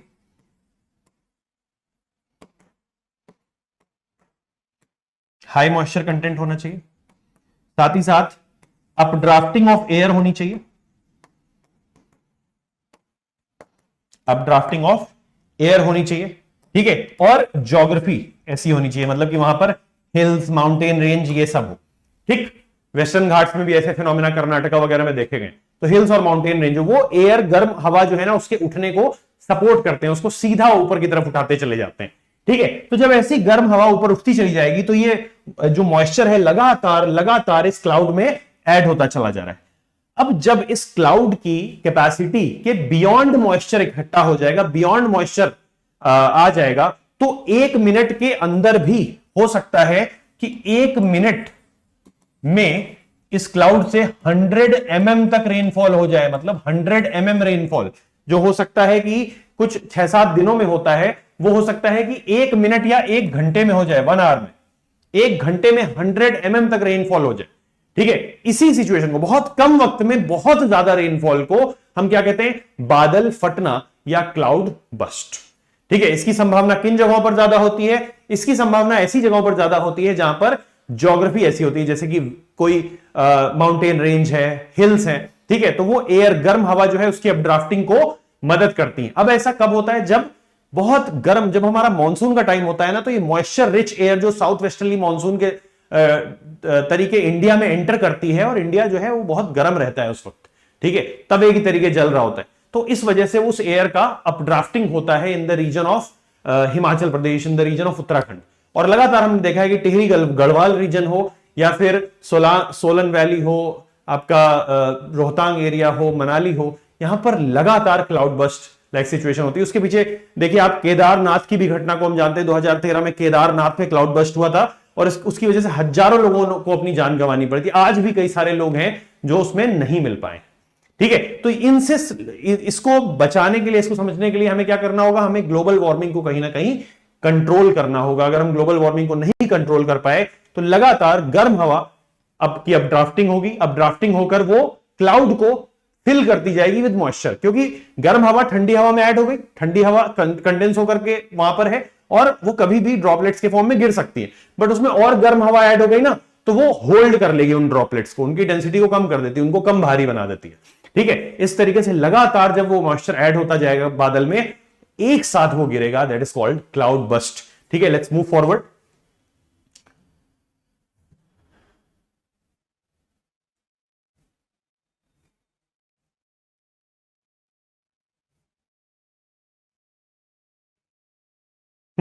Ground water potential of the Gangetic Valley is on a serious decline. How may it affect the food security of India? ठीक है, तो इसके कई सारे रीजंस हैं। देखो, पहली चीज जो अगर सबसे बड़ा हम देखें, कंपोजिट वाटर मैनेजमेंट इंडेक्स जो नीति आयोग का आया था, ठीक है, और अभी रिसेंटली मिनिस्ट्री ऑफ जल शक्ति ने भी अपना रिपोर्ट दिया है और उन्होंने बताया है कि कौन कौन से एरियाज जो है वो वाटर स्ट्रेस्ड एरियाज हैं। CWMI ने लगभग 21 सिटीज बताए थे ऐसे इंडिया में जो कि बहुत जल्दी ही अपना ग्राउंड वाटर लूज कर देंगे पूरी तरीके से। ठीक है, तो इन रिपोर्ट्स को हमें कोट करना बहुत जरूरी हो जाता है, मिनिस्ट्री ऑफ जल शक्ति की and CWMI, composite water management index. तो इससे हमें पता चलता है कि जो majority of the ground water consumption है, majority of the ground water consumption है, वो हम किस में करते हैं? एग्रीकल्चर में करते हैं। ठीक है, एग्रीकल्चर में लगभग 80 to 90% के आसपास हम ग्राउंड वाटर का कंजम्पशन करते हैं एग्रीकल्चर में। ठीक है, तो हमें बस इस पार्ट को कम करना है। अगर हम एग्रीकल्चर वाले पार्ट को कम कर ले गए तो कहीं ना कहीं हम ग्राउंड वाटर को ज्यादा समय तक यूज कर पाएंगे। ठीक है, तो इसके लिए हमें माइक्रो इरिगेशन को इंट्रोड्यूस करने की जरूरत है। अभी तक हम मैक्रो इरिगेशन को फॉलो करते हैं, हमें माइक्रो इरिगेशन को इंट्रोड्यूस करने की जरूरत है, जिससे हम कम वाटर को पुल करें, कम वाटर को पुल करना पड़े। हम जो पुल कर रहे हैं वो बहुत ज्यादा है, रिचार्ज कम हो रहा है, पुलिंग हाई है और रिचार्ज जो है वो कम है। ठीक है, रिचार्ज कम है। साथ ही साथ हम एक्सट्रीम कॉन्क्रीटाइजेशन कर रहे हैं। ठीक है, अगर हम गंगा वैली, गैंजेटिक वैली की बात करें तो यहां पर बहुत तेजी से अर्बनाइजेशन हो रहा है। तेजी से अर्बनाइजेशन होने की वजह से जो परमिएबल सरफेस है, जो कच्ची मिट्टी वाली जगह होती है, परमिएबल सरफेस है, वो बहुत कम होती जा रही है। इस वजह से भी ग्राउंड वाटर का रिचार्ज नहीं हो पा रहा है। तो परमिएबल सरफेसेस हमें बनानी पड़ेंगी। ठीक है, कॉन्क्रीटाइजेशन बहुत ज्यादा हो रहा है, अर्बनाइजेशन बहुत ज्यादा हो रहा है और साथ ही साथ पुल बहुत ज्यादा किया जा रहा है वाटर को, रिचार्ज वाटर कम हो पा रहा है। ठीक है, इससे बचना है, अगर हमें इससे बचना है तो हमें क्या करना होगा? इससे अगर हमें बचना है तो ज्यादा से ज्यादा वेटलैंड्स बनाने होंगे, ज्यादा से ज्यादा वेटलैंड्स का नंबर हमें बढ़ाना होगा। ठीक है, साथ ही साथ इस क्वेश्चन में एक और चीज ध्यान देने वाली है कि गैंजेटिक वैली के बारे में पूछा गया है, तो आप इसमें कहीं ना कहीं मैप का यूज कर सकते हो कि भाई गैंजेटिक वैली हमारी क्या है। ठीक, तो आप गैंजेटिक वैली जब बताओगे तो आप इस तरीके से गैंजेटिक वैली बताओ कि पूरा ही बना देता हूं मैं। ठीक, तो मान लीजिए ये हमारा हिमाचल प्रदेश वाला रीजन है, फिर उत्तराखंड वाला रीजन, उत्तर प्रदेश, ठीक है, Bihar and West Bengal, West Bengal. ठीक, ये पूरा रीजन जो है हमारा वो गंगा का वैली है। ठीक, दिल्ली भी आ जाता है इसमें कुछ हद तक, क्योंकि यमुना भी गंगा से ही मिलने वाली रिवर है। ठीक, तो ये पूरा हमारा गैंजेटिक वैली, इसको आप क्या दिखा दो, रेड कलर से दिखा दो कि वाटर स्ट्रेस्ड है, अभी क्या है, ग्राउंड वाटर प्रॉब्लम्स है यहां पर। ठीक है, इस तरीके से हम अपने आंसर को ना ज्यादा पिक्टोरियली रिच बना सकते हैं, ग्राफिकली रिच बना सकते हैं। ठीक, ये भारत की खाद्य सुरक्षा या फिर फूड सिक्योरिटी को कैसे इसमें कैसे परेशानियां आ सकती हैं। देखो, कहीं ना कहीं अगर वाटर अवेलेबल नहीं होगा तो हम इरिगेशन नहीं कर पाएंगे, जब हम इरिगेशन नहीं कर पाएंगे तो हमारी जो एल्यूवियल सॉइल है, हमारी जो एल्यूवियल सॉइल है वो धीरे धीरे धीरे धीरे धीरे धीरे बंजर होने लगेगी। ठीक है, तो इससे जितना high production, high food production होता है, गन्ने का फूड प्रोडक्शन, व्हीट का, राइस का फूड प्रोडक्शन होता है, वो हम नहीं कर पाएंगे। Is that clear? तो धीरे धीरे धीरे धीरे यहां पर फूड इनसिक्योरिटी की सिचुएशन आने लगेगी, क्योंकि हम ये चीज जानते हैं कि अगर हम गैंजेटिक वैली की बात करें ना तो पॉपुलेशन भी हमारी सबसे ज्यादा यहीं पर है। पॉपुलेशन अगर हम देखें तो सबसे ज्यादा पॉपुलेशन अगर हमारी कहीं पर है तो वो गैंजेटिक वैली रीजन में ही है। उसके पीछे बहुत बड़ा जो कॉज है, बहुत बड़ा रीजन जो इसके लिए रिस्पॉन्सिबल है, वो फूड सिक्योरिटी ही है। Is that clear? तो हमें इस रीजन की फूड सिक्योरिटी इंश्योर कराने की बहुत ज्यादा जरूरत है। Right, let's move to the next question. बहुत ज्यादा जरूरत है ये याद रखने की कि नीति आयोग और मिनिस्ट्री ऑफ जल शक्ति की जो रिसेंट रिपोर्ट्स आई हैं उन पर ध्यान देना है हमें लगातार। ठीक है, okay. Aurora australis and aurora borealis, aurora events क्या होते हैं?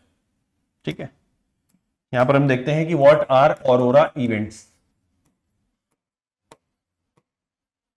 On one hand we have sun, on the other hand we have earth, significantly very small. ठीक, सन से लगातार आपको पता है कि सोलर विंड्स निकलती हैं और वो सारे के सारे प्लैनेट्स को इंपैक्ट करती हैं, मतलब उनके एटमॉस्फेयर तक उड़ा दिए हैं उन्होंने। ठीक है, बट अर्थ का एटमॉस्फेयर क्यों बचा हुआ है, जो कि अर्थ का थर्ड एटमॉस्फेयर है। ठीक है, फर्स्ट सेकंड हाइड्रोजन हीलियम वाला था, फिर कार्बन वाला आया, फिर ऑक्सीजन रिच एटमॉस्फेयर। ठीक है, तो इस एटमॉस्फेयर में अपना क्या है, मैग्नेटोस्फीयर है। और मैग्नेटोस्फीयर हमें क्या करता है, मैग्नेटोस्फीयर हमें इन वेव्स से, इन सोलर फ्लेयर से बचाता है। बट फिर भी सोलर फ्लेयर जो है ना हमारे मैग्नेटोस्फीयर में इंटर करती हैं और हमारे आयनोस्फीयर, एटमॉस्फेयर में जो लेयर पाई जाती है आयनोस्फीयर, उसको इंपैक्ट करती हैं। ठीक है, अब इसमें आयनोस्फीयर में ऑक्सीजन और नाइट्रोजन के नेगेटिव आयंस पाए जाते हैं और सोलर फ्लेयर्स में पॉजिटिव आयंस होते हैं। ठीक है, नेगेटिव आयंस होते हैं इनके। ठीक है, और सोलर फ्लेयर्स में फोटॉन्स, पॉजिटिव आयंस होते हैं। पॉजिटिव आयंस और नेगेटिव आयंस जब कांटेक्ट में आते हैं तो पिंक और green, pink and green colour की, हमें ग्रीन कलर की फ्लोरोसेंट लाइट्स देखने को मिलती हैं। ठीक है, अब रीसेंट पास्ट में अगर देखा जाए तो ऑरोरा लाइट्स जो थी वो बहुत ज्यादा हमें देखने को, इवन लद्दाख तक के रीजन में हमें ऑरोरा लाइट्स देखने को मिली, because of the clear sky and because of the altitude हमें ऑरोरा लाइट्स, ऑरोरा इवेंट देखने को मिला। तो कई बार ये पेनिट्रेशन बहुत हाई हो जाता है। इसका इंपैक्ट किस चीज पर पड़ता है? इसका इंपैक्ट हमारे इलेक्ट्रॉनिक डिवाइसेस पर पड़ता है, इसका इंपैक्ट हमारे टेलीकम्युनिकेशन पर पड़ता है। टेलीकम्युनिकेशन लाइंस जो होती हैं वो डिस्टर्ब हो जाती हैं, डिसरप्ट हो जाती हैं। इसका इंपैक्ट हमारी वाईफाई कनेक्टिविटी, इंटरकनेक्टिविटी पर, इंटरनेट कनेक्टिविटी पर पड़ता है, ब्रॉडबैंड सर्विसेज पर पड़ता है। ठीक है, तो इस तरीके से ये ऐसे एरियाज हैं जिन पर इसका इंपैक्ट पड़ता है, बैड इंपैक्ट पड़ता है। ठीक है, ऑरोरा बोरियलिस की अगर हम बात करें, ऑरोरा बोरियलिस, तो ये बोरियल फॉरेस्ट वाले रीजन, जो आर्कटिक सर्कल के बियॉन्ड वाला रीजन है ना, उसमें बोरियलिस, बोरियल फॉरेस्ट वाला रीजन, इससे याद रखना। तो नॉर्थ में बोरियल फॉरेस्ट वाले रीजन में हमें पूरे के पूरे रीजन में आर्कटिक सर्कल के बियॉन्ड जो है वहां पर हमें मतलब काफी बार, साल में कई बार ऑरोरा इवेंट्स देखने को मिलते हैं। ठीक, ऑरोरा ऑस्ट्रेलिस की अगर हम बात करें तो it is limited to Tasmania region, Tasman sea वाला जो रीजन है, न्यूजीलैंड वाला रीजन, वहां पर हमें ऑरोरा ऑस्ट्रेलिस सदर्न हेमिस्फीयर में देखने को मिलते हैं। ठीक है, तो अगर मैं अर्थ को इस तरीके से बनाऊं तो यहां पर बोरियलिस, ऊपर क्या है, बोरियलिस है, यहां पर बोरियलिस, एंड यहां पर हमें देखने को मिलेगी ऑरोरा ऑस्ट्रेलिस। ठीक है, तो यहां पर ह्यूमन हैबिटेशन है तो इसलिए इनको ज्यादा देखा जाता है। क्यों होते हैं ये इवेंट्स, मैंने आपको बता दिया कि सन से आने वाली जो हार्मफुल फ्लेयर्स है उनका जब जब मैग्नेटोस्फीयर को पेनिट्रेट करते हुए हमारे आयनोस्फीयर में आकर के नाइट्रोजन और ऑक्सीजन के आयंस के साथ इंटीग्रेट करती हैं तो इस तरीके की लाइट्स बनती हैं। ये पूरा का पूरा आपको समझाना था, इसका इंपैक्ट भी लास्ट में समझाना था कि इसका हमारे जो डिजिटल डिवाइसेज हैं, इंटरनेट कनेक्टिविटी है, टेलीकम्युनिकेशन है, उस पर क्या फर्क पड़ता है। अब हम बात करें क्वेश्चन नंबर 16 पर, जो कि है about what is a twister. तो यहां पर यूपीएससी ने थोड़ा सा ट्विस्ट किया है इस क्वेश्चन को। Twisters are nothing but tornadoes, जिनके बारे में आप ज्योग्राफी में पढ़ ही चुके हैं, ठीक है। They are nothing but tornadoes. तो आपको बेसिकली यहां पर टॉर्नेडो कैसे फॉर्म होता है वो बताना है, और ये बताना है कि गल्फ ऑफ मैक्सिको के पास मैक्सिमम नंबर ऑफ टॉर्नेडोज क्यों फॉर्म होते हैं। तो ये हमारा सवाल है, ठीक है। टॉर्नेडो कहां पर फॉर्म होता है? टॉर्नेडो वहां पर फॉर्म होता है जहां पर वार्म मॉइस्चर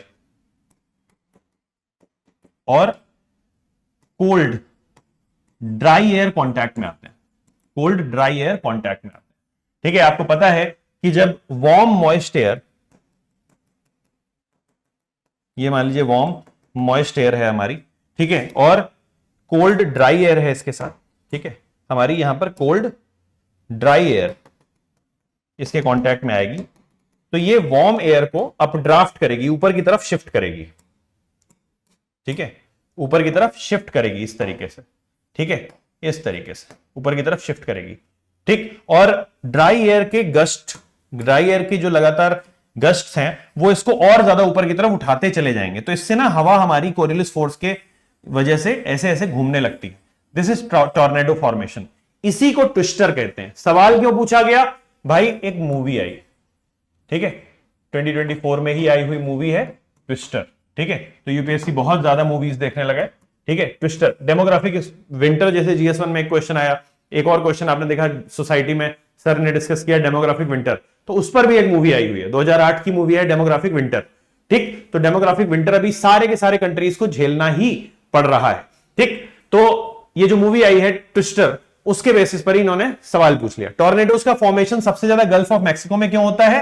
क्योंकि ये जो कंडीशन है, ये कंडीशन तभी टॉर्नेडो बनाएगी जब हमारा जो एरिया होगा वो लो प्रेशर एरिया होगा। कैसा? Low pressure area. तो क्या गल्फ ऑफ मैक्सिको में लो प्रेशर एरिया रहता है? बस हमें इस चीज को समझना है कि गल्फ ऑफ मैक्सिको में क्यों लो प्रेशर एरिया रहता है, ठीक। तो हम सभी जानते हैं, अगर आपने वर्ल्ड मैप को ध्यान से देखा है और अगर नहीं देखा है तो अभी खोल लो, इस वीडियो को पॉज करो 2 मिनट के लिए और खोल लो, ठीक है। तो आपको पता है कि नीचे जो साउथ अमेरिका है ना, साउथ अमेरिका की ज्योग्राफी ऐसी है कि उसका कोस्ट इस तरीके से टिल्टेड है। अब नॉर्थ इक्वेटोरियल करंट और साउथ इक्वेटोरियल करंट जब आकर के उसमें लड़ती हैं तो साउथ इक्वेटोरियल करंट की एक ब्रांच नॉर्थ इक्वेटोरियल करंट के साथ ऊपर जुड़ जाती है और वो फाइनली गल्फ स्ट्रीम बनती है। बट उसकी वजह से बहुत ज्यादा गर्म वाटर जो इक्वेटर का है वो जाकर के मैक्सिको, गल्फ ऑफ मैक्सिको में जाकर के डिपॉजिट होता है, जिसकी वजह से वहां पर जो वाटर है वो बहुत ज्यादा गर्म है। और गर्म वाटर में आपको पता है कि कौन सा प्रेशर होता है, मॉइस्चर रिच होगी एयर, साथ ही साथ गर्म वाटर भी है तो लो प्रेशर एरिया भी होगा। इसीलिए यहां पर सबसे ज्यादा टॉर्नेडोज का फॉर्मेशन होता है या थंडरस्टॉर्म्स का फॉर्मेशन होता है।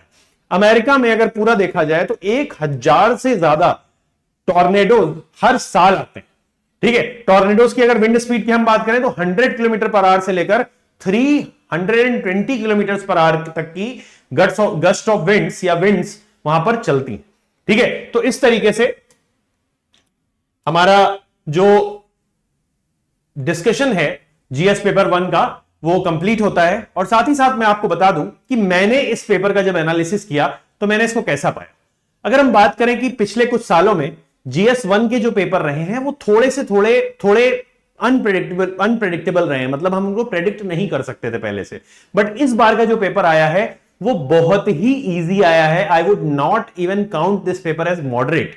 ये बहुत ही आसान पेपर था और जो भी बच्चे प्रिपरेशन कर रहे हैं, लगातार फोकस के साथ प्रिपरेशन कर रहे हैं, आंसर राइटिंग प्रैक्टिसेस कर रहे हैं और इसमें लगातार अपना इनपुट देते हैं, इवैल्यूएट कराते हैं कॉपीज को, तो उनको इस पेपर को सॉल्व करने में जरा सी भी परेशानी का सामना नहीं करना पड़ेगा।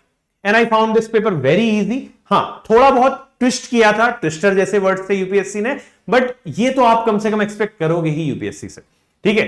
तो आपको इससे पता चलता है कि किस तरीके से न्यूज़पेपर को पढ़ना है। न्यूज़पेपर को पढ़ते वक्त आपको वो वाला पेज भी पढ़ना है जहां पर मूवी रिव्यू और बुक रिव्यू आता है, because tornado is in your syllabus, तो यूपीएससी आपसे इस पर सवाल पूछेगा ही पूछेगा। इस तरीके से जितने भी सवाल मैंने देखे अभी तक, वो लगा मुझे बहुत ही ज्यादा रेलेवेंट लगे, और ऐसे लगे कि भाई ये तो पढ़कर आना ही था एनीवे। तो पेपर बहुत इजी था। मेरा ख्याल है कि आप इस चीज को ध्यान में रखेंगे और हताश बिल्कुल भी नहीं होंगे। इसीलिए हमें कभी भी ये पहले नहीं डिसाइड करना चाहिए कि हम पेपर ये वाला देंगे या नहीं देंगे, इस साल का पेपर देंगे या नहीं देंगे, हम अगली बार देंगे, प्रिपरेशन पूरी नहीं है। कभी भी आप अपनी प्रिपरेशन को जज मत करो इस तरीके से। अगर एग्जाम हो रहा है, फॉर्म भरने के लिए एलिजिबल हो, फॉर्म भरो, एग्जाम में बैठो और एग्जाम दो, ठीक है। आपने देखा कि किस तरीके से कई सारे क्वेश्चंस जो हैं वो ऐसे थे कि आप मतलब बिना प्रिपरेशन के भी उन क्वेश्चंस को सॉल्व कर सकते हो। सोसाइटी के क्वेश्चंस ऐसे थे कि बहुत ही जनरल क्वेश्चंस हैं कि भाई बड़े शहरों की तरफ माइग्रेशन क्यों ज्यादा हो रहा है, तो हम सभी जानते हैं कि क्यों ज्यादा हो रहा है। तो there are factors, pull factors involve, ठीक है। तो हमेशा पेपर दें, जब भी एग्जाम के लिए आप एलिजिबल हो जाएं तो एग्जाम दें, अपने आप को, अपने ट्राई करें, अपने नॉलेज को, अपने जो आपने इंफॉर्मेशन कलेक्ट करी है उसको, तभी आपको पता चलेगा कि आपकी प्रिपरेशन कितनी ज्यादा अच्छी है, कितनी ज्यादा एफिशिएंट है। Thank you so much for joining this discussion. Thank you.